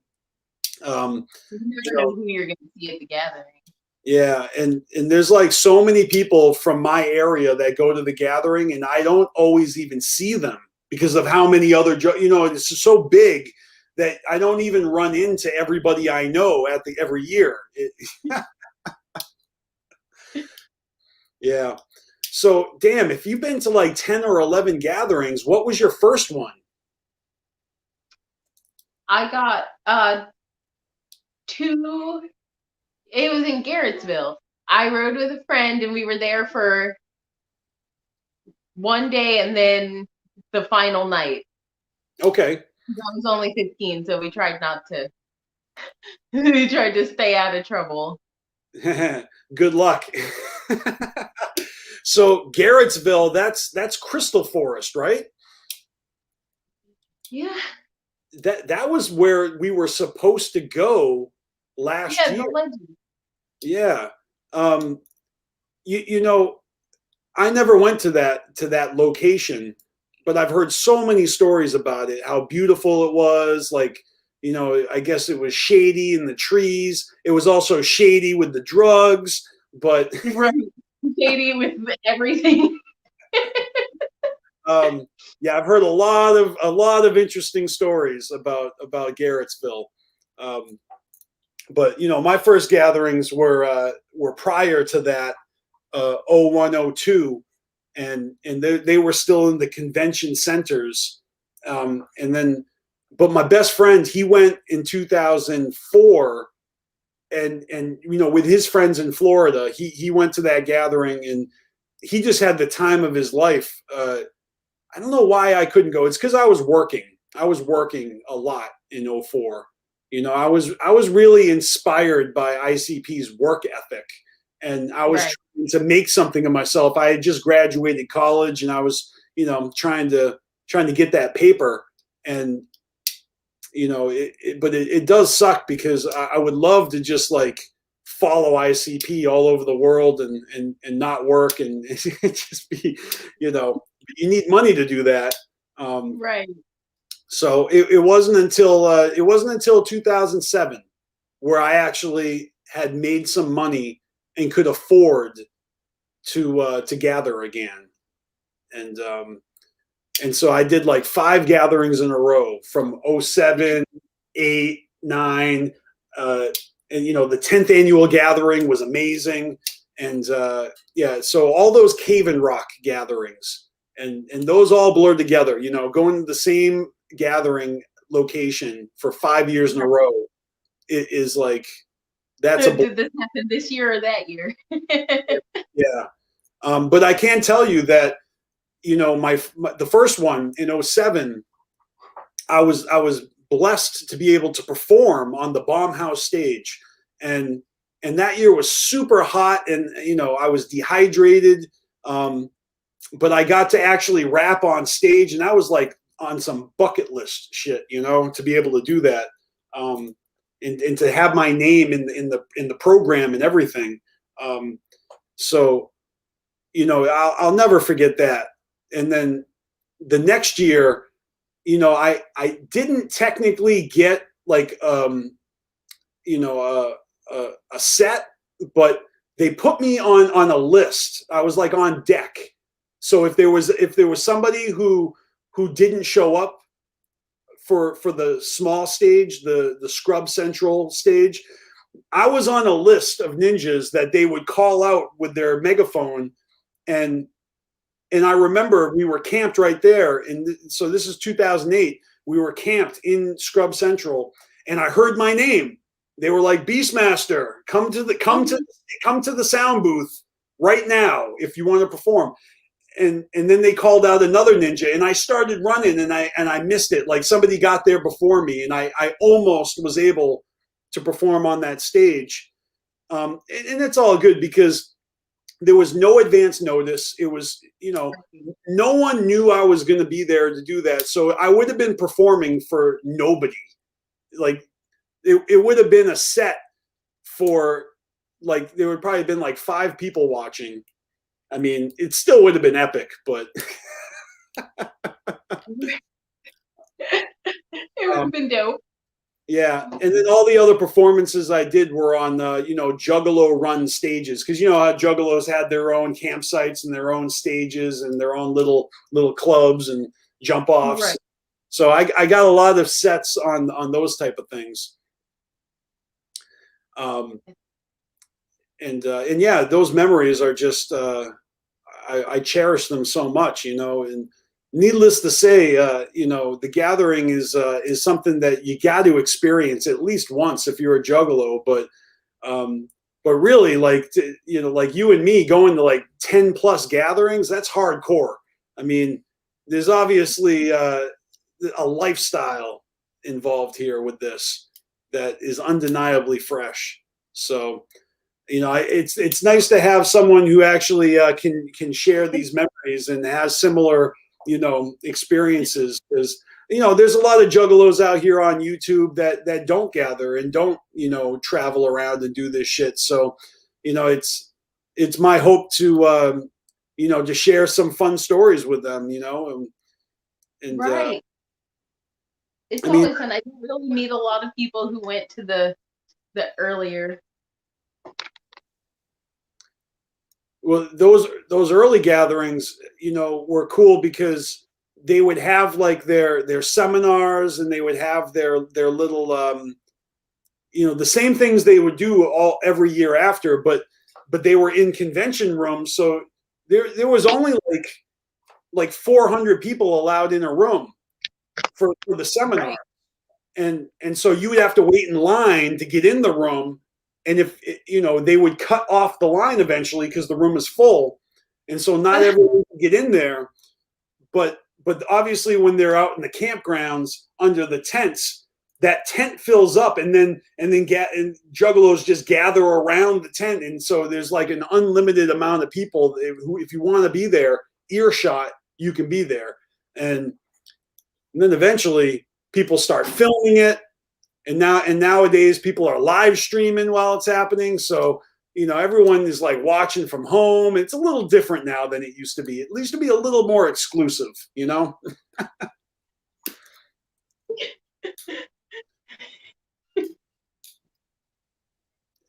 And there's definitely, I love seeing footage from old gatherings, but you know, there's less of that, you know, back in those days. Less footage, less ninjas had, you know, we didn't have those smartphones where everybody, this is before the crowd, everyone has their phones out.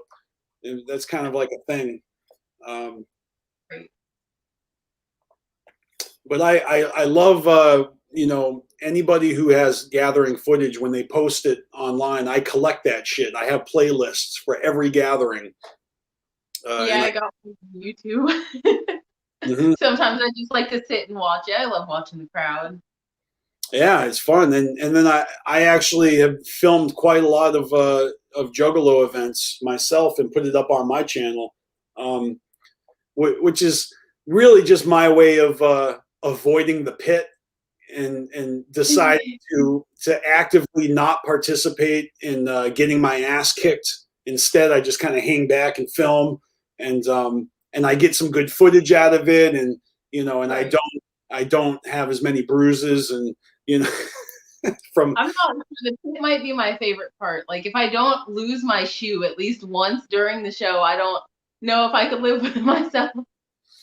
All right, that's a good hallmark of a show. Yeah. So you saying you lose your shoe and you get it back? Do you actually get your shoe back? Sometimes it's extremely soggy, but I always get it back. That's cool. I always like how when an ICP show is done, right, and everyone filters out, there's always like 20 or 30 ninjas that hang back and just are looking around, right? They're just like walking around, they're looking around, and they're like, ooh, I found a charm. Ooh, I found a wallet. Ooh, I found a bra. Like, you know, basically it's like dumpster diving, you know, and that's how I found my shoe every time. Somebody's like, hey, a shoe, and I'm like, oh, that's mine. Yeah.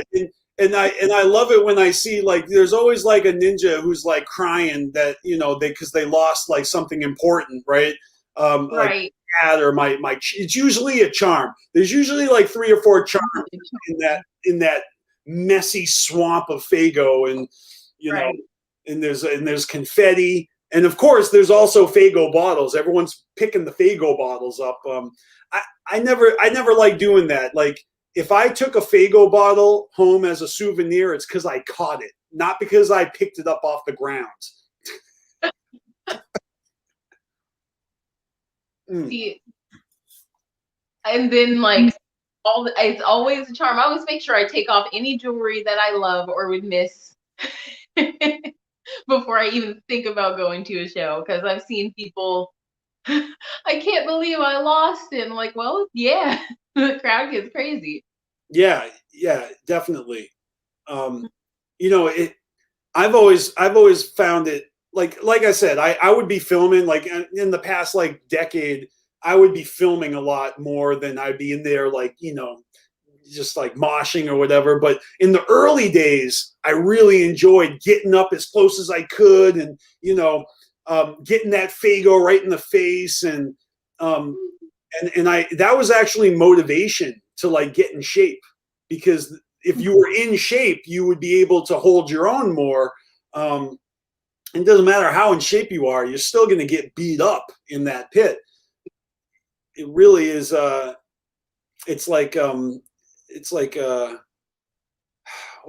why I'm having a loss of words here. It's like a rite of passage. It's like a test of to see if you can survive the pit. And I've been to a lot of concerts where the crowd gets rowdy, like metal shows or punk shows, and you don't see it at hip hop shows, but at these metal shows, like you get mosh pits where people are actually like, I don't know, they're actually like kicking each other's asses, where Juggalo mosh pits have a little bit more of an ethical like camaraderie, where Right. you definitely have a Juggalo or two, or maybe someone who is not a Juggalo, but they're there and they're fucking shit up. And then Juggalos will all like communicate with each other like predators, like clicking and just like sign language, and be like, yeah, you see that prick over there? Yeah, let's get him. And they take him out, like knock it off. Like, like that's too much. Like we would like actually self-regulate in the pit. Right. And see, I'm 5 foot tall, so every time I'm in the pit with like people who are 6'5" and 11. I'm definitely nipple and elbow height with everybody. Right. I'm tall, and so I would always be a magnet for people that want to crowd surf. For some reason, they always come to me because they think, oh, this tall guy can give me 10 fingers and lift me up. And especially if you do it once, like you lift them up and then they go crowd surf.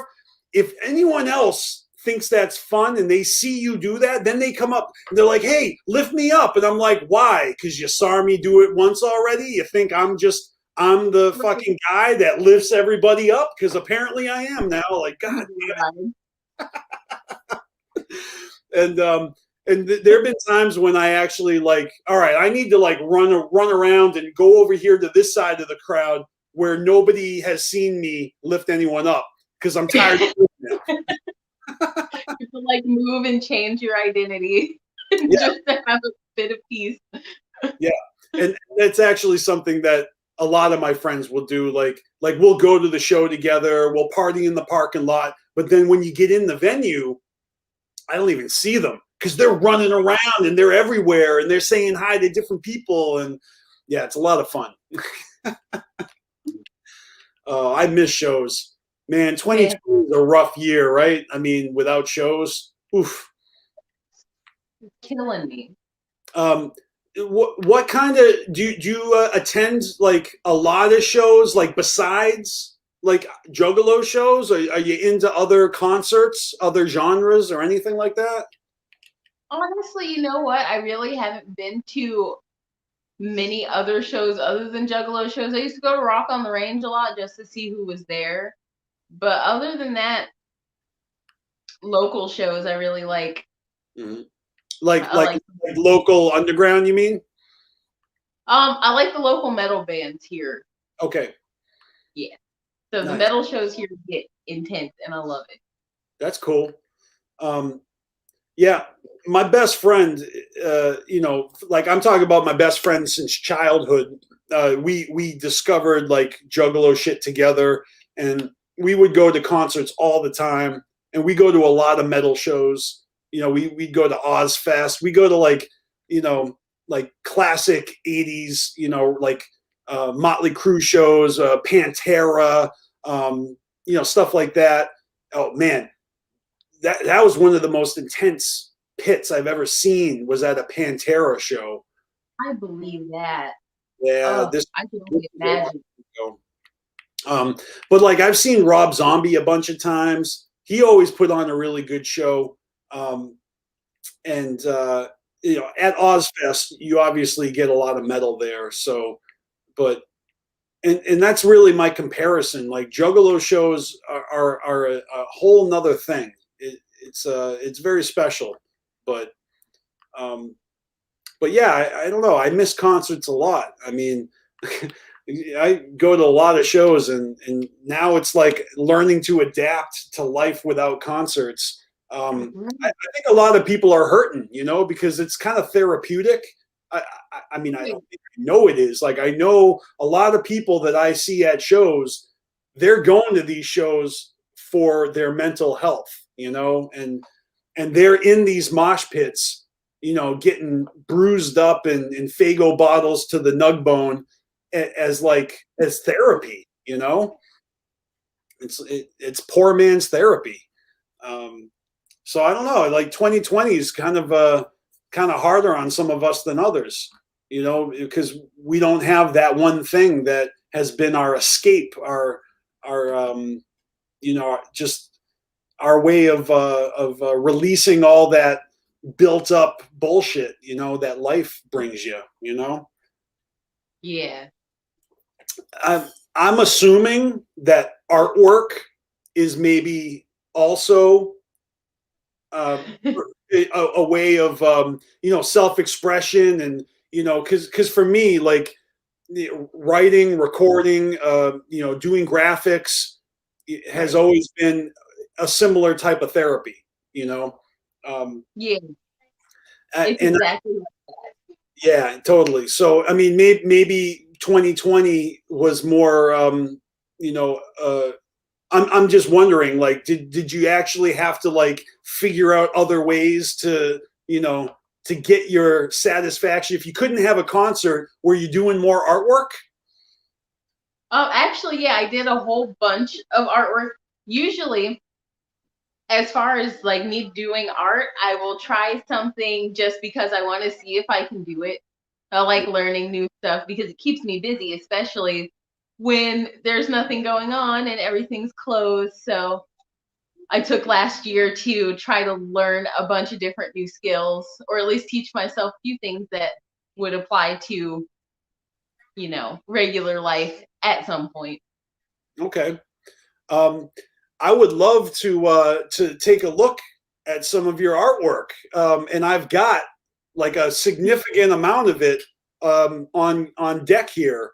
And you said that maybe you had some stuff too, but I tell you what, I'll pull up my screen and we'll look at some of the stuff that you sent me already, because I think the audience is going to like this, because you've done some pretty fresh Juggalo related. It's not all Juggalo related, but I think people are gonna like.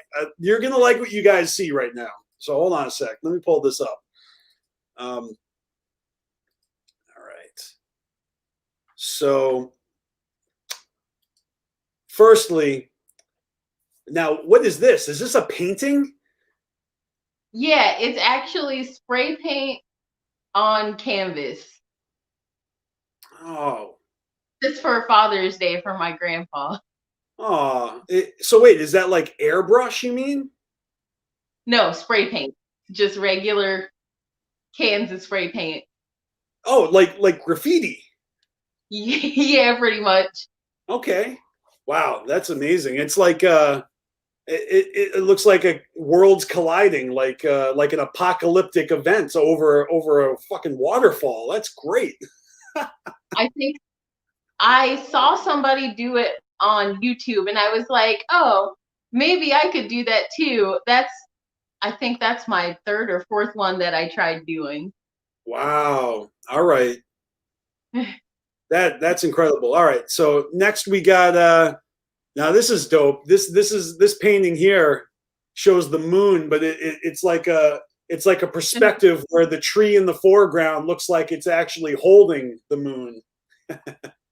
I love images like that. I don't know why. I thought it was so adorable. That's all acrylic paint. That's the first thing I ever hand painted. Really? That wasn't. So this is an old one. This is an old one. Okay. Well, I really just got into painting about a year and a half ago. Oh, so this is like a year and a half old? Yeah. Okay. I've been working on it. Yeah, my mom is an artist and she does a lot of acrylic stuff. She actually does a lot of mask making and found art. Like she'll like pick trash up and like, you know, dead snake skins and frogs and like roadkill, and she'll like put it together in collages and make masks out of it and all this crazy stuff. Yeah, my mom is a really dope artist, and she does like paper mache and, you know, like sculptures and like all sorts of vases and vessels and stuff. Yeah, my mom's really good. Oh, now this is not, oh, you know what? I apologize. I meant to change the thing at the top to have your name, not Carnival Spirits. Oh, Yeah. yay. So now it actually says Bonnie Milenko at the top because we're looking at your work. So this actually, wow, this actually looks like just what I was telling you my mom does. This actually like, that's not all paintings. I see like real eyeballs and. Right. I found those flowers on clearance at like Target or something right after Halloween, and I thought they were super cute, but I never actually did anything with them. So when I did this painting, I was like, oh, I could pull them apart and just sort of stick them on there to decorate the edges. So those are faux flowers, like fake flowers, fake leaves. Yeah. Those are the kind of flowers that I can keep alive. I don't buy plants because they die and it's pathetic. I can't keep house plants alive, so I don't even try. I feel like I look at plants and they die. So you know, my mom, she like, you know, my parents' house has her artwork everywhere.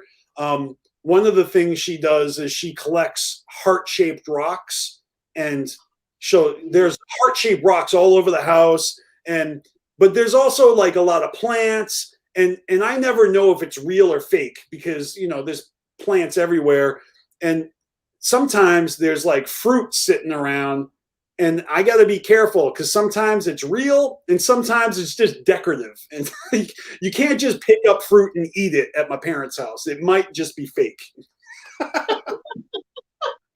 Just saying. hey, these fake fruits are convincing. All right.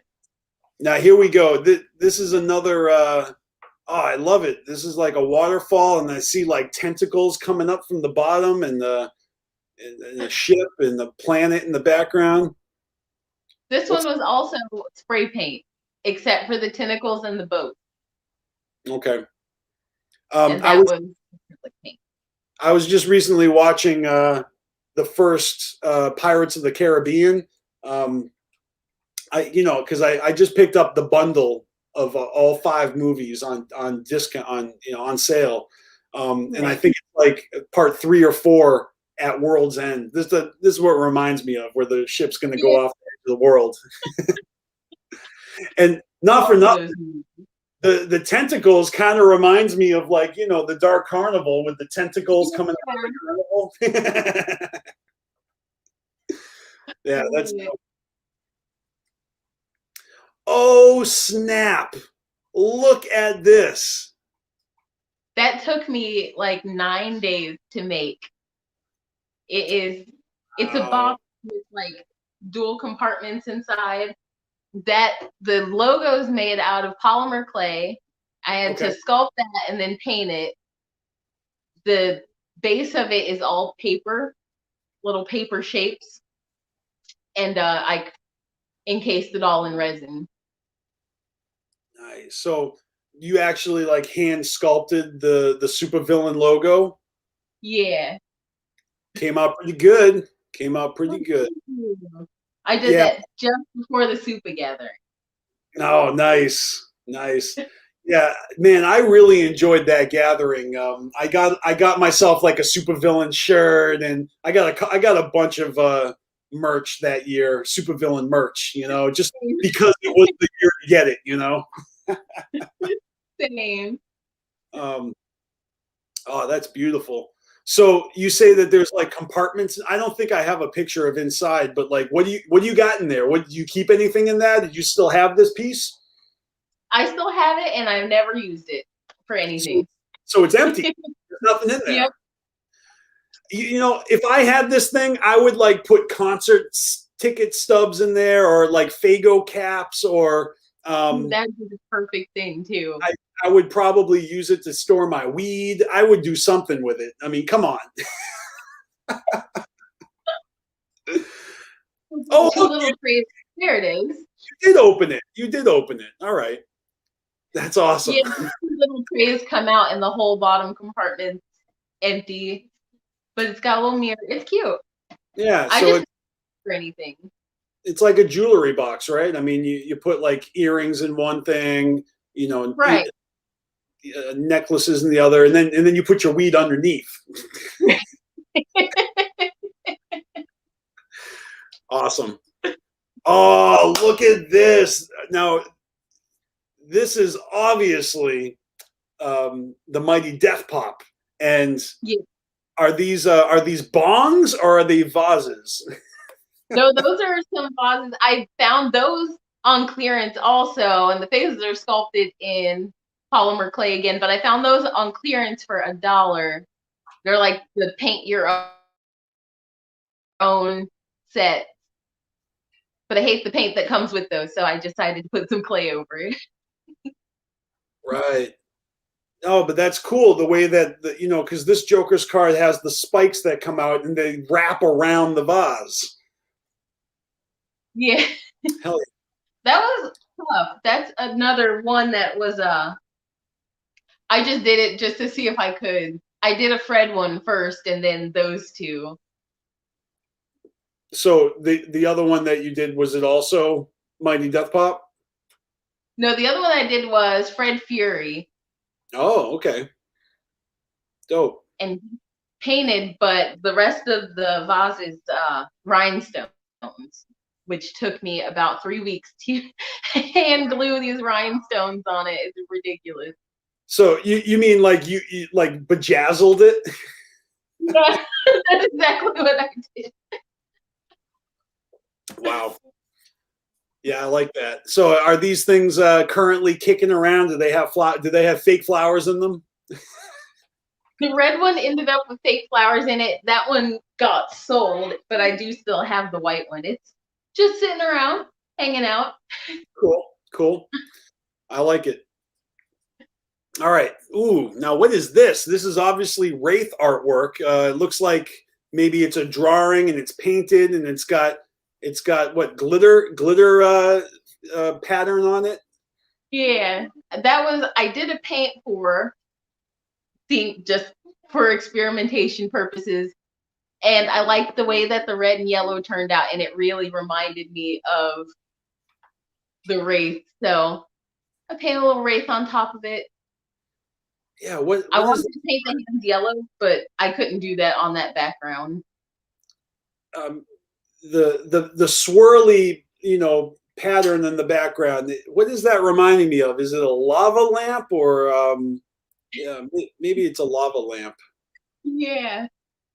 I love paint pouring. It's so relaxing, and it all turns out so swirly and beautiful like that. So how do you exactly do that? I mean, do you have to have like a bucket underneath, and then so you're obviously dripping paint off of this as you're swirling it, right? Right. So I put all my paint in a cup, and I just pour it over the canvas. I usually have it in one of those like aluminum tins that you bake stuff in. That way I can just throw the whole thing away when I'm done. Gotcha. Hell yeah. That came out good. Thank you. All right. Now, ooh, what is this? These are a bunch of little containers.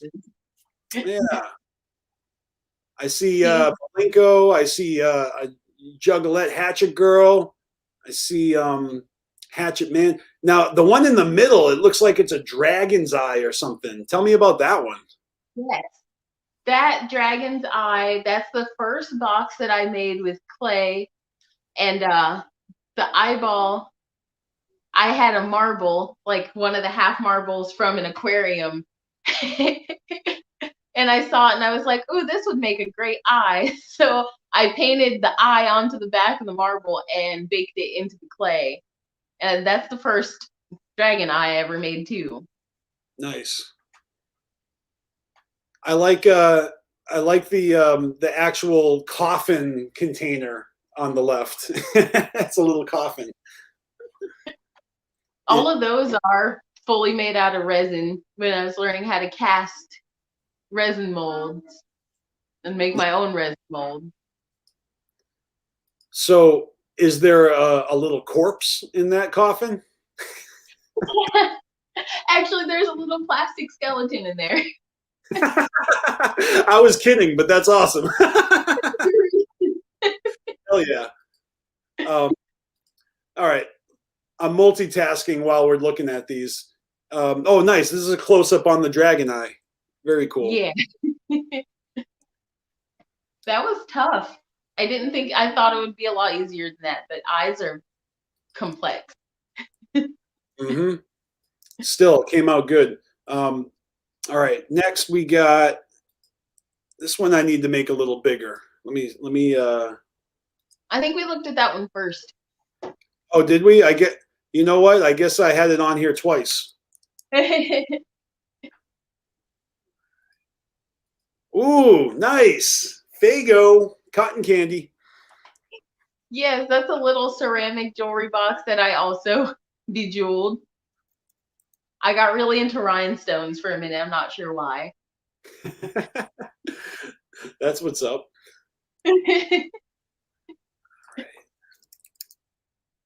Cotton candy Fago is also my favorite, so I couldn't help it. It's I mean, it's a huge. The picture is like zoomed in, but how big is that actually? Is that tiny? It's a decent size. I'd say that it's about 4 inches across and about 2.5 inches deep. Okay. Just a little ceramic trinket box. Did you see Fago's post where they called those rappers legends, and then the mayhem in the comments afterwards?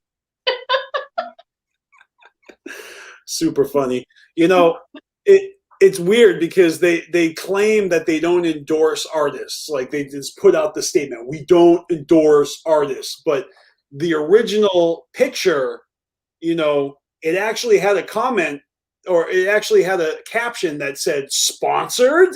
I don't know. It's a little sus, if you ask me.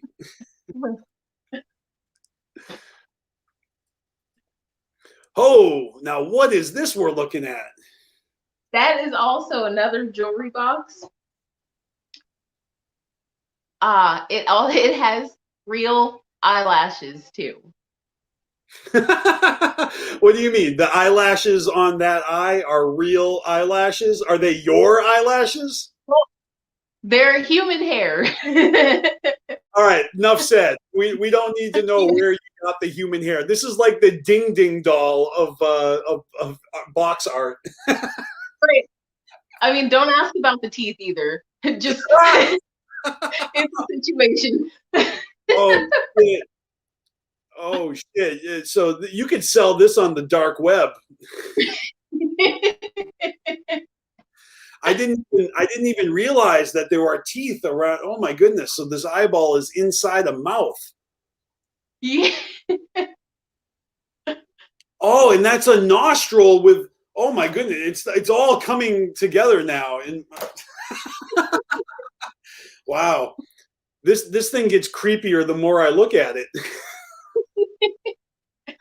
It's just a reminder to watch your mouth or you'll let the bad things out. Damn, that's deep.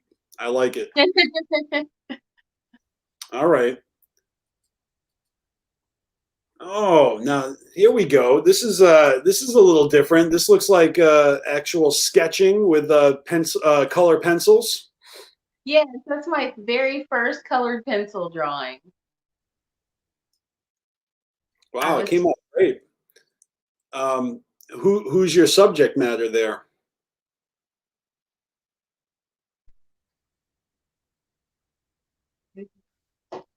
But yeah, I was working on that on my way to the DCG Con in Colorado.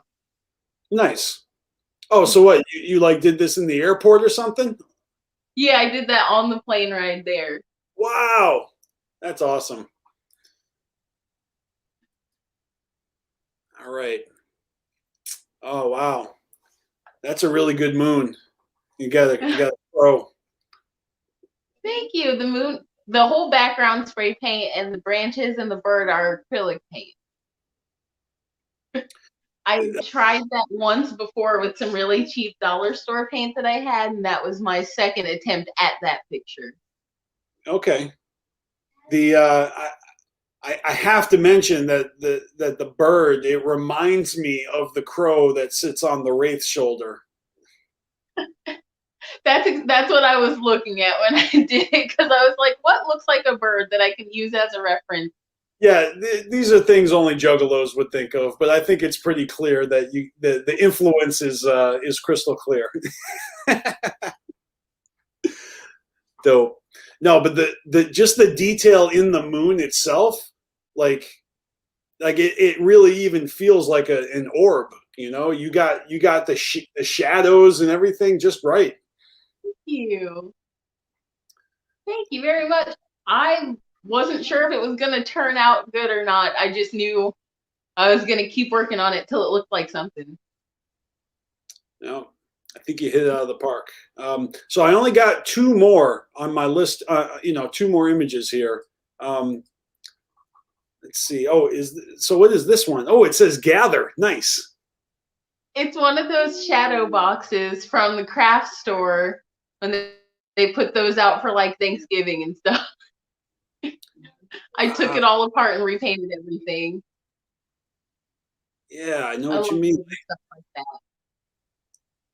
That's interesting. Yeah, I'm kind of inspired, because I mean, like just seeing this type of stuff, like, I almost feel like maybe I should start trying to do more physical art, because I mean, I don't know. I do a lot of digital manipulation. I do a lot of photoshopping and but when I was younger, I used to do more pen and ink and sketching and painting, not so much. I took painting classes in college, but I had issues with color. I don't know, but seeing stuff like this, like I have ideas popping up in my head. Like this is very inspiring.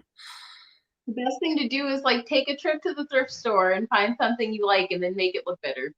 That's what I'm saying. Like, cause I do notice that maybe the thrift store or like, you go to stores that, like AC Moore. I don't know if you have those out in Ohio. But it's like art supply stores, art supply stores where you get your canvases and brushes and pens and pencils. They'll have like, things like this, like, wooden boxes that you can paint on and stuff, like nesting dolls and stuff like that. Right. And those boxes turn out to be super cheap and you can make the coolest stuff with them. Dope. All right. We got one more. Oh, I know what this is. Is that Krampus? Yes. No, it looks like he's got a little kid. My mom can't stand it, but hang on. This is Mama Malenko, and she is the Krampus, and she also hates the Krampus. I don't like it. I don't like it at all, and I'm about to knock her out for even having that up there. I just needed to say that one good time today. No. Oh. Sorry for the interruption. All right. I drew that specifically for her, just to drive her crazy. Oh, that's sweet. Mama Malenko does not approve of Krampus, but that's okay.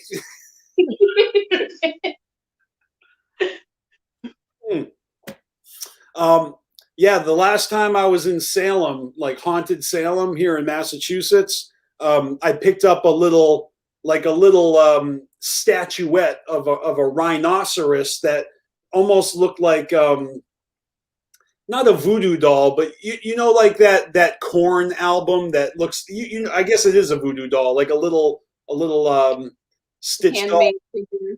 Yeah, yeah. So it's a little like figurine of a rhinoceros version of that. And then my friend picked up a little Krampus that it was like a little statuette figure that was very similar to this, you know, as her souvenir for coming to Salem. So. That's awesome. Did you ever see the Krampus movie they put out a few years ago?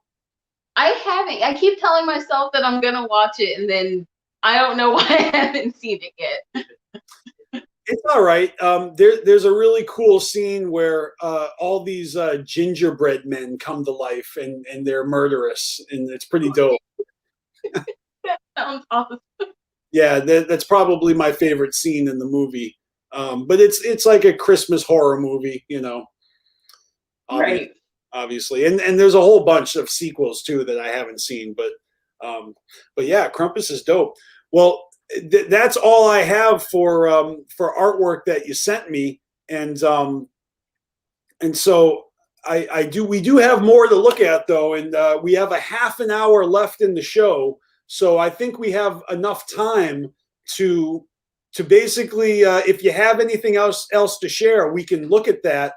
But I think we also need to handle this giveaway. We can't. Yeah. We're gonna do the giveaway. Yeah, and we're doing 2 giveaways, so we should probably like introduce the giveaway now to give live viewers an opportunity to enter this giveaway, because one way you can win is we're going to pick one winner right here on the live show, and then the other winner will determine next week. So let me go grab the package, and because every week I open up some mail, and I got a package that I've been saving specifically for this episode for you to be here while I open it. And so yeah, let me go grab that.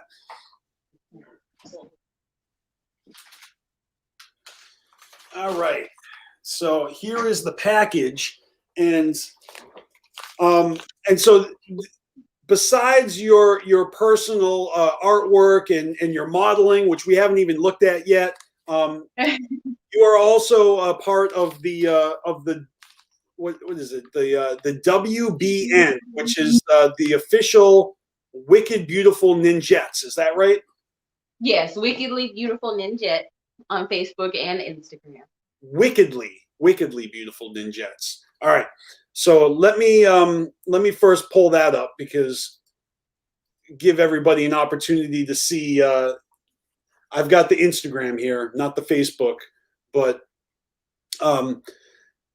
I follow Juggalo accounts from Carnival Spirits, and I've been following this account, and of course there's a lot of chicks on this page, but yeah.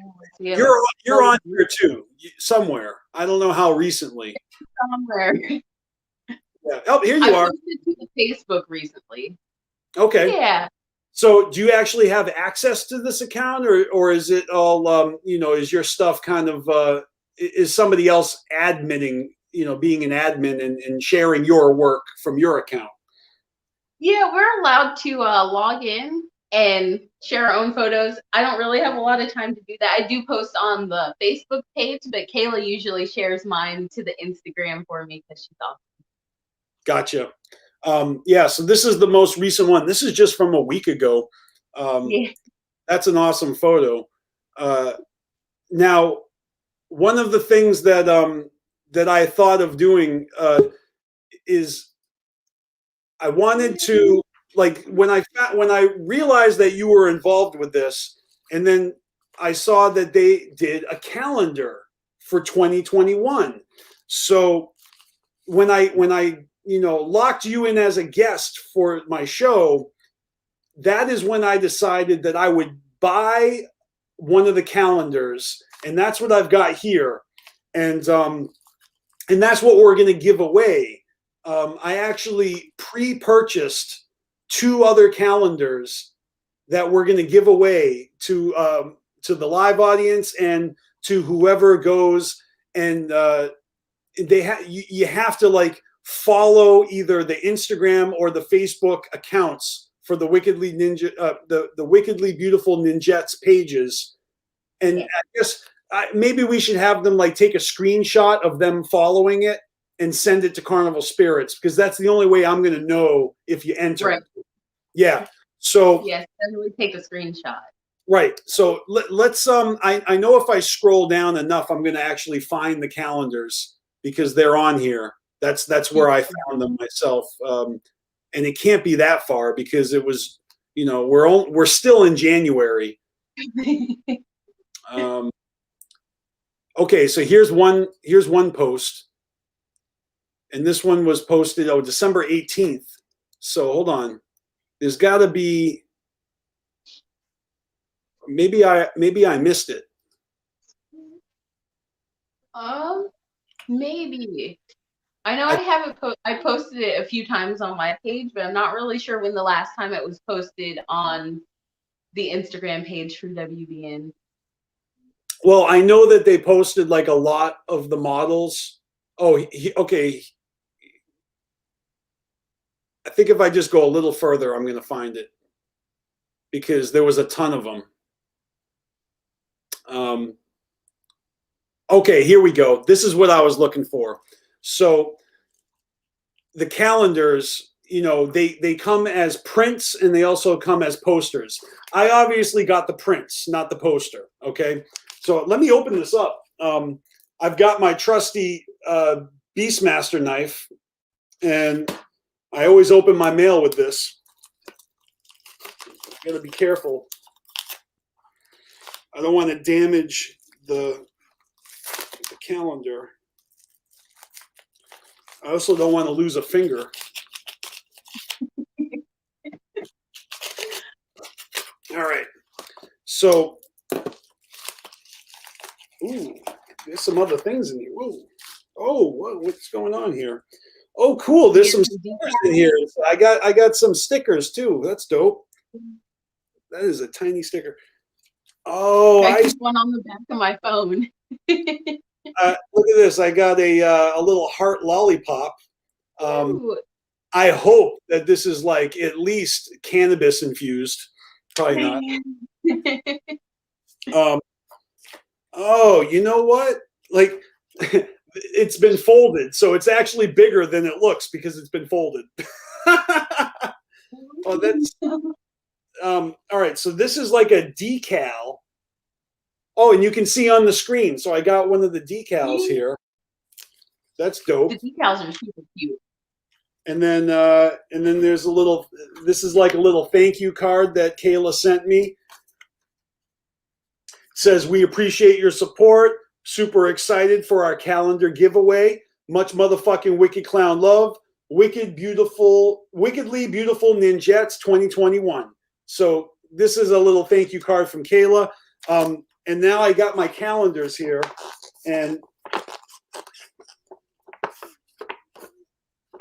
so it's actually this is one version of the calendar that features everybody, right?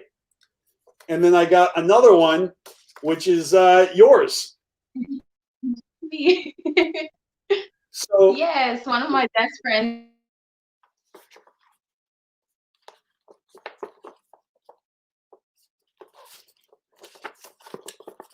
Oh, I think you're frozen.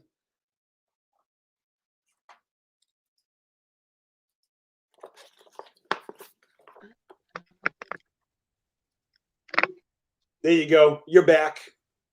Yeah. All right. So what were you saying? Were you talking about this photo shoot? Yeah, one of my very best friends took that photo for me. There's a few of those pictures on my Instagram, but did a great job. Local.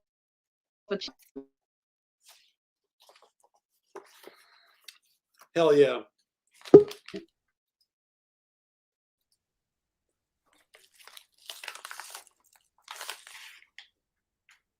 You're back.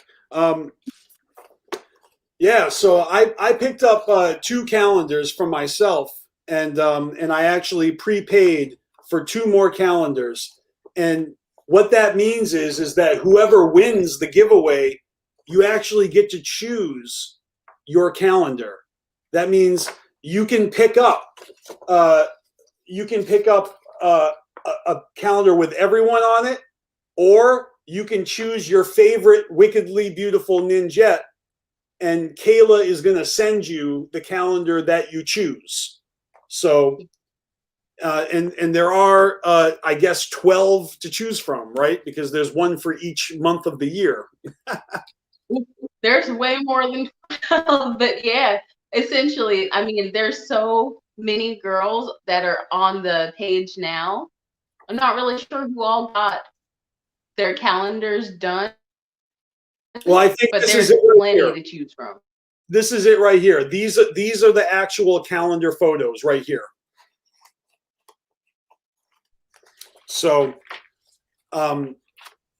yeah, you can choose between these images that you can see right here on the screen, and I've already paid for these, so we need to figure out a way to you know, we've got like 20 minutes left of the show. I guess whoever is watching right now, if you would like to win a free calendar, you got to sound off in the chat. All right? Yeah.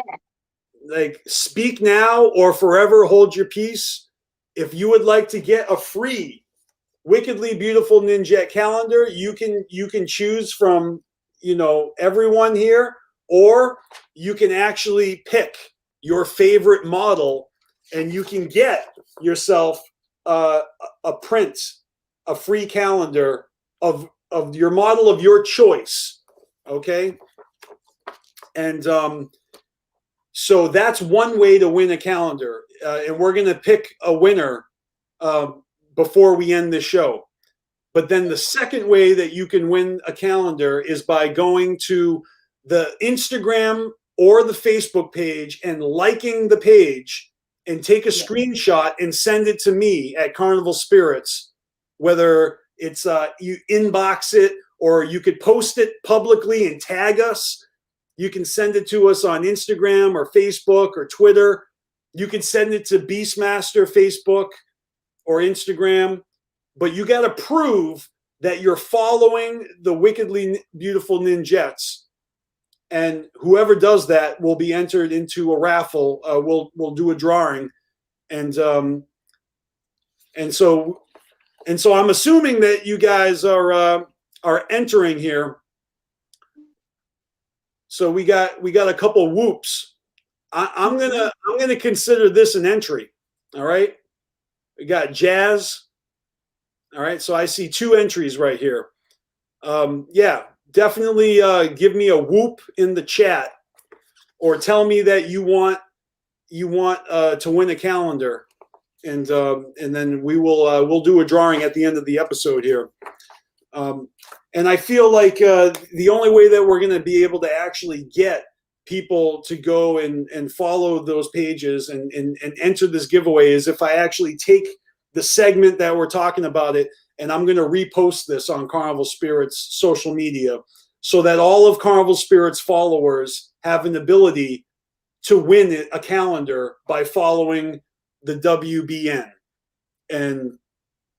But only those of you who are watching right now live are going to be able to win a calendar, are also going to be able to win. So here we go. The Ghetto Freak Show is entered. All right. So far, that's 3 of y'all. And I'll be honest with you, you guys can enter twice. You enter right now, and if you go follow one of the Facebook or the Instagram accounts, you're entered a second time. So you could potentially, you know, you could choose to get your calendar like this, and then you could get one of Bonnie's or one of these other ladies' prints, one of these other ninjettes, right? And I gotta say, there's some fine ninjettes here. Can we see some close-ups of some of these? Let's look at some of these here. Fine. Here we go. These are some of the choices that you have. All right. If you win, you could get a calendar from, I don't even know how to, I guess her name is Inklet. Inklet. Gypsy is my favorite. This is Jordan Marie. This is Insane Butterfly. She's cute. Yeah. Oh, I like Miss Satan. Me too. This is Ms. Killa. Then we got Harley Pie. That's a dope name, Harley Pie. Then we got Jess. Oh, this is Lithium Queen. Yo, this is my boy, Mr. Mackenhose's lady. I know her. Kelly Kruger. Yeah, she's cute. Now I like that Scarface shirt she's wearing. Then we got Bree Nicole. This is Brittany Queen 31. X Tina, or is that how you say it? X Tina? I hope so, because that's what I call her. I hope so. That's what it says. It says X Tina. Tina.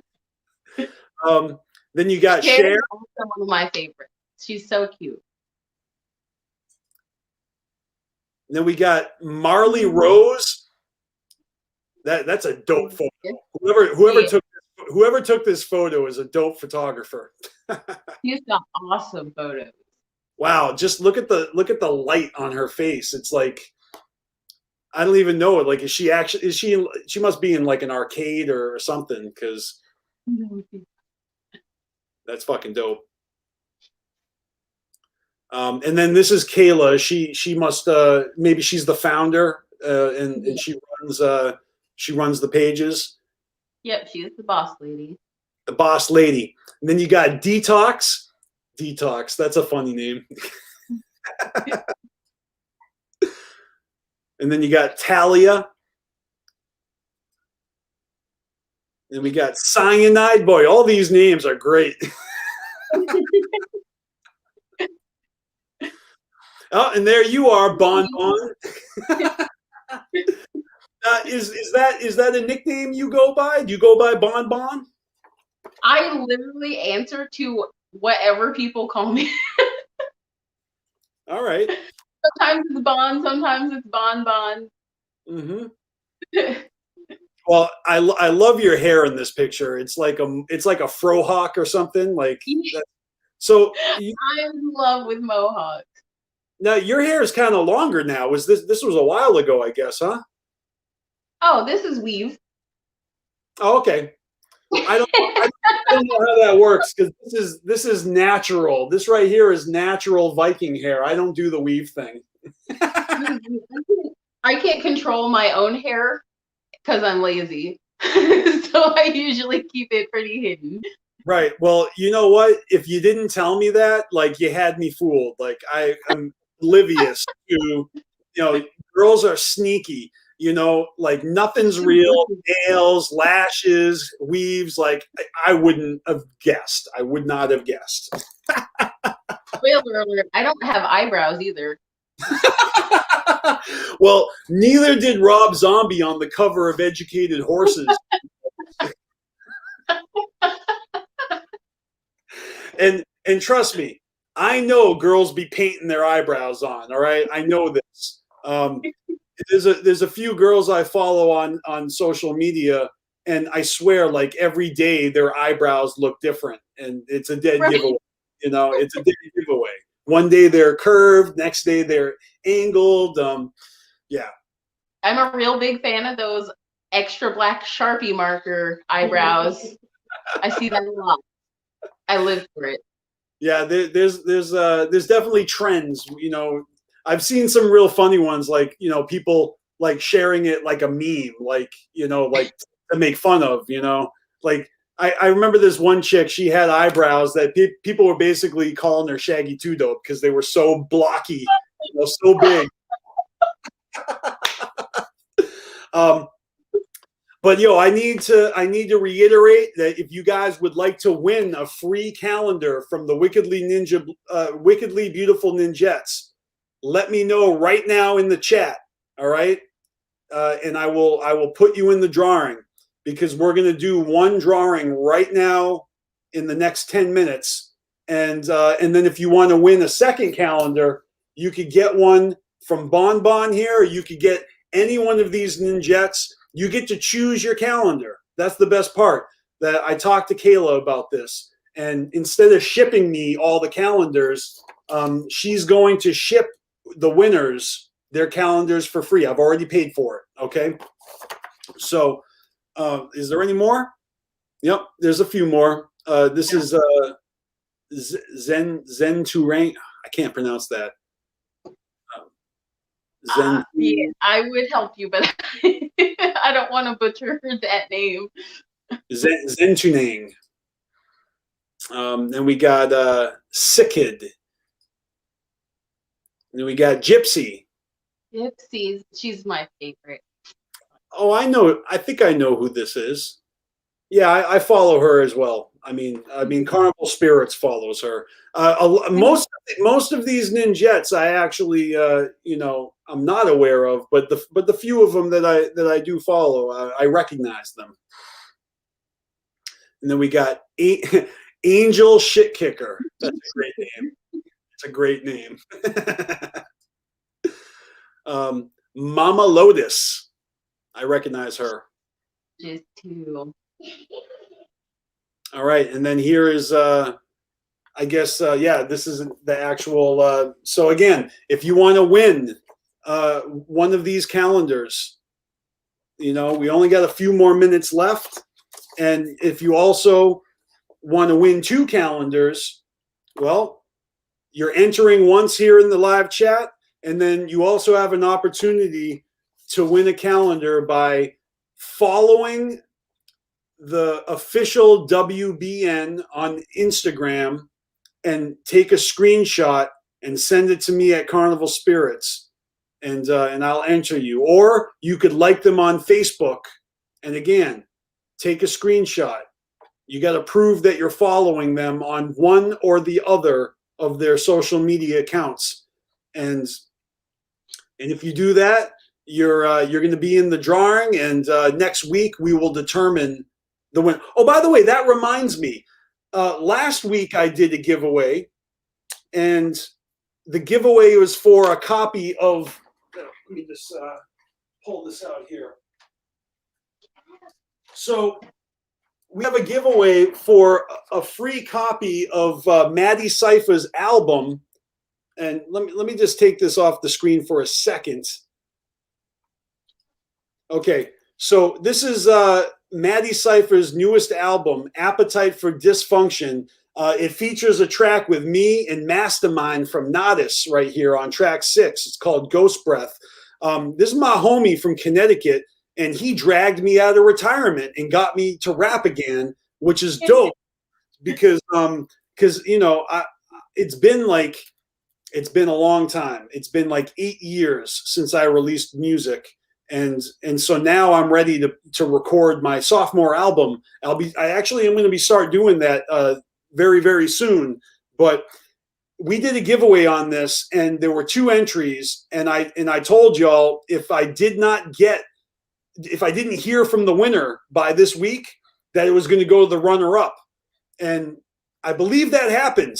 So that means Nintendo Fan Guy, you are now the runner-up, and you are now the winner. So Nintendo Fan Guy, get at me if you want this free CD featuring a ton of fucking dope artists. It's got Lex the Hexmaster, it's got Misery, Project Born, Cage, this is dope. It's got Mastermind, it's got your boy BeastMaster on here, so this is fire. And so I'm just saying that the winner did not claim his prize, and I don't want to sit on this. So Nintendo Fan Guy, you were the runner-up. If you want this CD, slide in my DMs.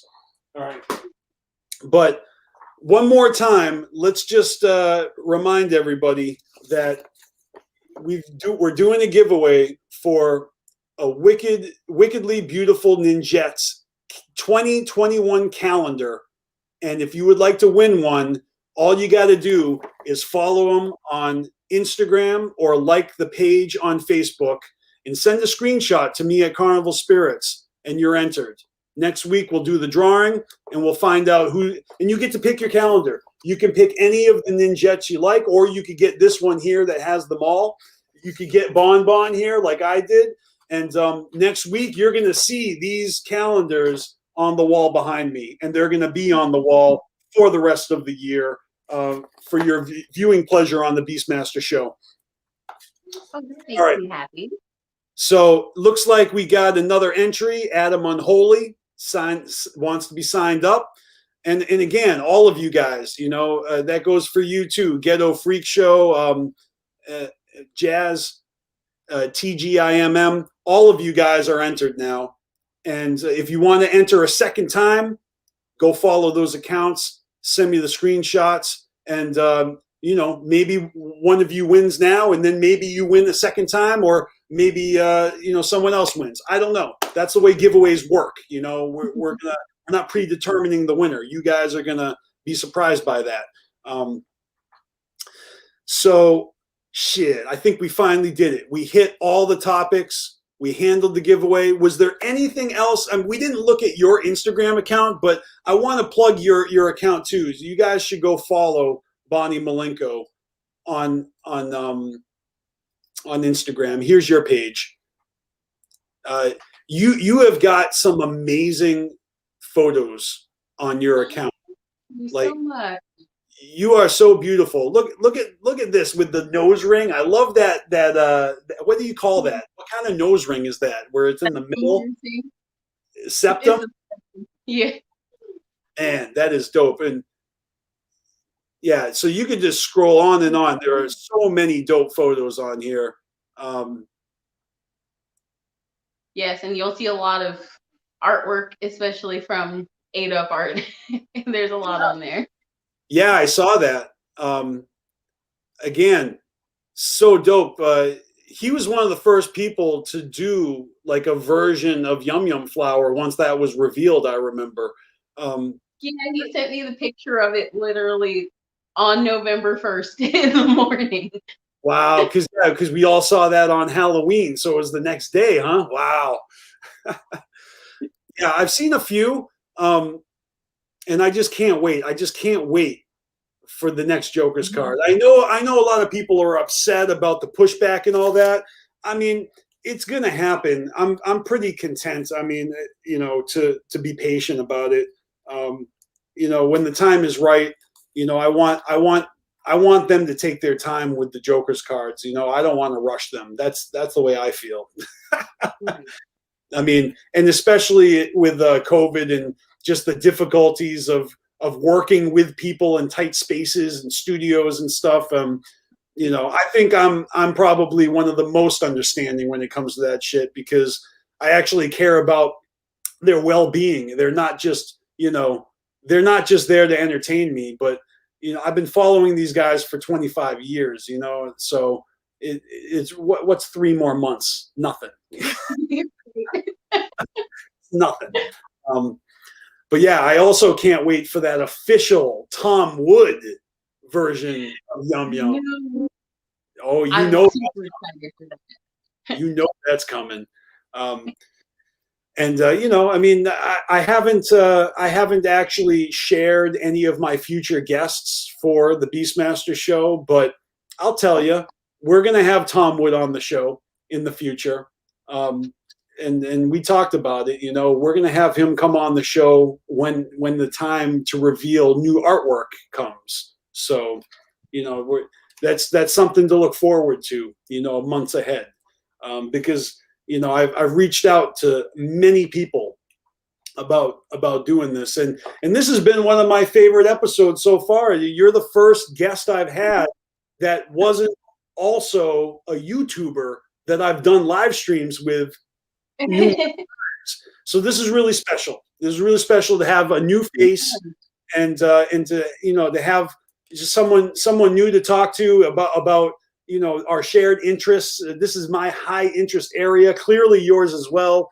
I just cherish friendships like ours, and all the other juggalos that we know, whether they're mutual friends or, you know, if I bring on juggalos that I know that you guys don't know, I mean, it's going to be a treat for you guys to meet some of the dope juggalos that I've had the privilege to meet over the years. And so Bonnie Malenko is just the first of many that I'm going to be bringing up on here week after week on YouTube and Facebook. We're streaming everywhere. But well, thank you so much for having me. Oh, I had a blast. The pleasure is mine, for real. All right, so we got another entry here. My dude Snow wants to get in on this. So that puts us at how many? 1, 2, 3, 4, 5. We got 5 entries for the giveaway. And I guess we got to pick a winner. How are we going to do this, Bonnie? How are we going to pick a winner? Like, I didn't actually plan this out. I think you should think of a number between 1 and 50 and have everybody pick a number. Since they're all already here. Okay. But what if they don't pick the number? Whoever's the closest without going over. Ah. All right. So I'm going to write the number down so you guys know I'm not cheating. All right. I'm going to write the number on the back of this thank you card. Okay.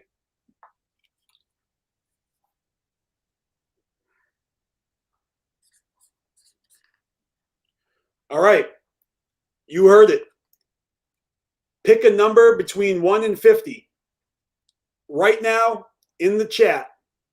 And whoever's the closest wins a free calendar. And that means you guys that have already whooped and wanted to enter, you guys, and also if anyone has not entered yet, you can still enter a number between 1 and 50 right now. All right, numbers are rolling in, so this is perfect. All right, now, Bonnie, we're going to let people enter, and the numbers are going to roll in. But what I do at the end of every show is I play a BeastMasteR song. Now, I did give you an opportunity to pick the song, but if you didn't, I have a method for selecting a song at random that I'm looking forward to doing. It's just, you know, but you got to let me know. If you have a song picked, you can select it. If not, I just want to show you though, because I'm kind of proud of what I came up with here. And so I'm not trying to persuade you one way or the other, but just check this out, because there is a free picker wheel, like a random choice decider that I have put 49 BeastMasteR songs on, and all I got to do is click the button in the middle and it will randomly select one of my songs. Yeah, I want you to do that. You do? Are you sure? Because again, if you had a song in mind, we can play that one. No, that's awesome. So right, there's crazy. There's 52 weeks in a year, right? And I did the math. We're already a few weeks into the year, so there are 49 weeks left, including today. And so there are 49 songs on the wheel, and I could spin this wheel every week for the rest of the year until we hit every single one of these songs in 2021. And I think that's the way I'm going to do it moving forward. So awesome. You want to do it that way? Yeah. All right. So the 49. All right. So let's see. 1, 2, 3, 4, 5. I see 5 entries in the chat for the free giveaway. Again, pick a number in between 1 and 5. The closest to the number I wrote in the back of this thank you card is going to be the winner. And I'm going to spin the wheel. This is great. So I have more songs than this, but I took off certain songs, like 5 or 6 from the beginning of my career, where they're like, you know, they're my cringiest songs, my early work. And I took off, I basically think I took off all the Juggalo Agenda tracks, because there's going to be episodes in the future that are dedicated to that stuff. And I refuse to play Dear Joe and Joey just yet, because I'm going to have a whole episode dedicated to that. Because this year is the 17th anniversary when I recorded that. So, all right, I'm excited. We're about to find out what the song of the week is going to be. I'm going to click this wheel. All right, here goes nothing. And it's going to have noise and confetti and all that shit. Oh, man, I hope it's a good one. All right, here. Well, it doesn't matter, because no matter what, between now and the end of the year, all these songs are going to get played eventually. So here goes nothing.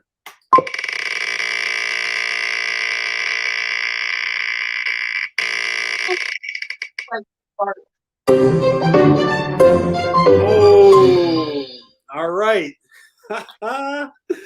So, man, this is one of my first songs that I ever wrote.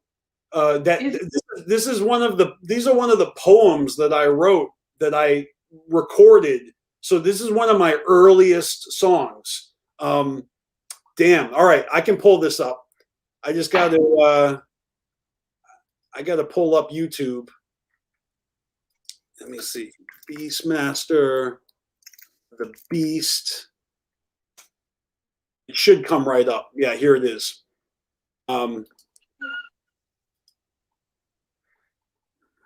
So this song has a couple different versions, but the version I'm going to play for you guys is the most recent, the newer version, not the original.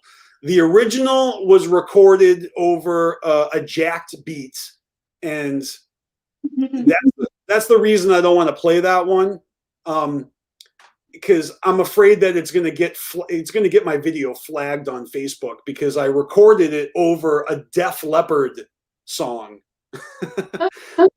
Like I took like the long intro of a Def Leppard song and I looped it.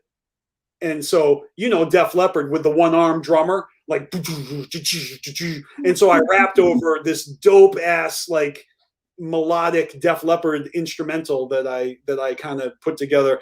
So, but then I re-recorded it over a hip hop beat, and I included it on a mixtape that my homies put out back in, when did this come out? Back in 2009. So I'm going to pull this up. Get the Chrome tab. All right.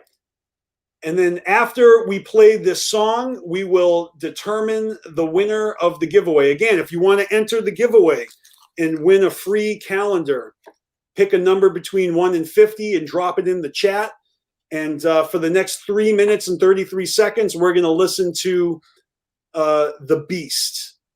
All right, here we go.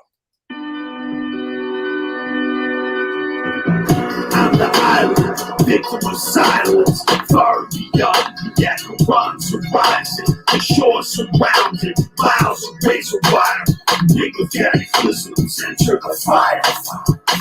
Isolated, unappreciated, hesitating, breaking space, there's no escaping.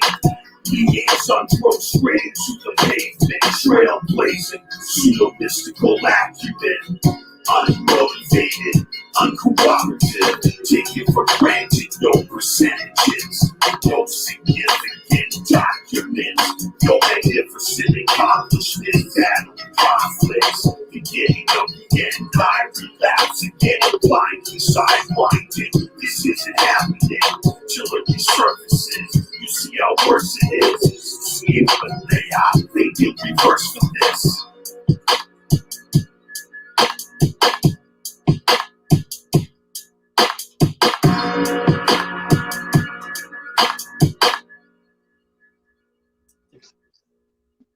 I am the one hiding from the sun, Quasimodo of the new millennium, shine for everyone up in the dungeon, comfort zone and elevation, hidden dragon, rocks and sense of modern artifacts, archives, separate contexts, and consciousness is central, like an elephant graveyard of perspective.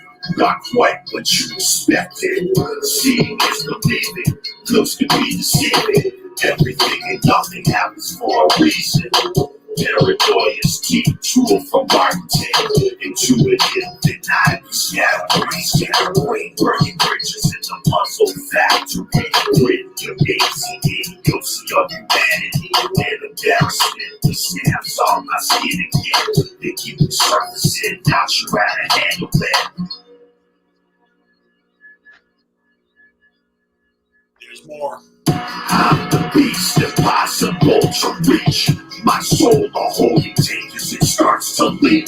Pulling teeth, frozen face to face. In the mirror stage, leaving not a trace. Papers and fragments, placed before a labyrinth. Secrets to me, we are our narratives, more into it. Try to be the best, control the artifacts. Order versus chaos, here comes the avalanche. Segments of the future spelled out from all of us, based on the best-selling novel by anonymous. Take no precautions, got no tolerance. You're a show relationship, that's why I'm doubting it. At this momentum, no one can stop it. No objective, so there's no problem. Reaching for fear, the pain's too real. The voice too big to fill. What's the deal? The beast is going to kill.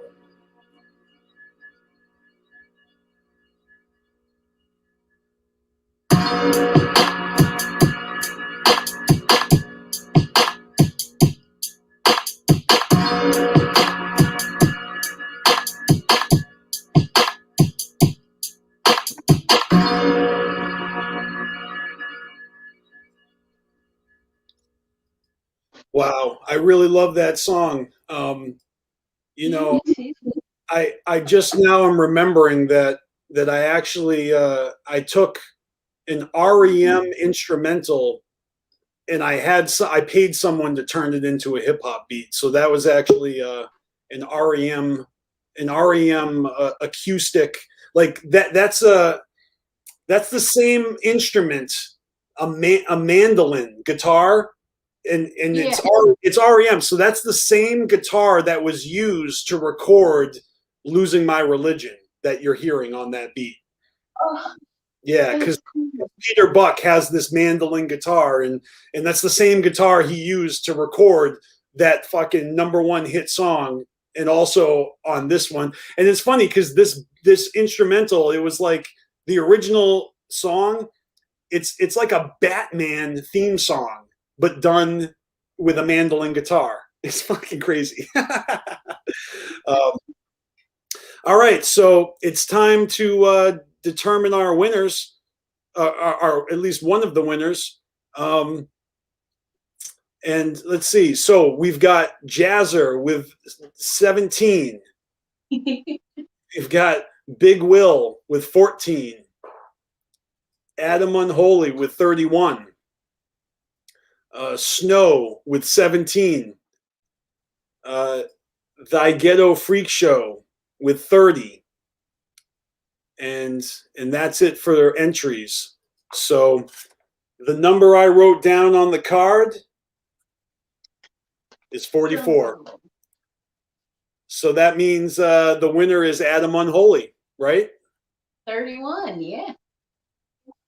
Yeah, that's the closest to it. So congratulations, Adam. You know, all you got to do is hit me up on Instagram or Facebook, and send me your information so I can give it to Kayla, because Kayla is going to mail you directly this calendar. But you also get to choose which calendar you want. So if you want to get the calendar with all the ninjets, or if you if you have a favorite, you just got to let us know, and it's yours. And all of you guys have another opportunity to win. All you got to do is like the Wickedly Beautiful Ninjets Facebook page, or follow them on Instagram. Take a screenshot, send it to me, and I'm going to do another drawing next weekend and determine a second winner. So all of you guys still have an opportunity to win a free calendar, and this has been really dope. So I want to thank you again, Bonnie, for joining me, and For having me. This has been the best. Yeah, do you have any shout outs or anything you want to say before we wrap it up? Oh, yeah, always shout out to Dick Canvas Art. Shout out to 8 Up Art. Shout out to NHNF Pencil Portraits. Does dope pencil portraits. I don't know if you're going to be able to see it because it's in plastic. But he's got great portraits all the time. That's Eric Schaefer from NHNF Pencil Portraits. Go follow 8 Up Art on Instagram and follow me at Bonnie Milenko on Instagram. That's Hell about it. I'm gonna put all those links in the description of this video. So you guys watching this after the fact, or if you're watching now, just check back on the video like tonight or tomorrow. The links will be down there for everyone. All right. That's great. So, hey, this has been fun, and I want to thank you for joining me today. And everybody else watching, you guys are fucking awesome. I'm BeastMaster. Always remember to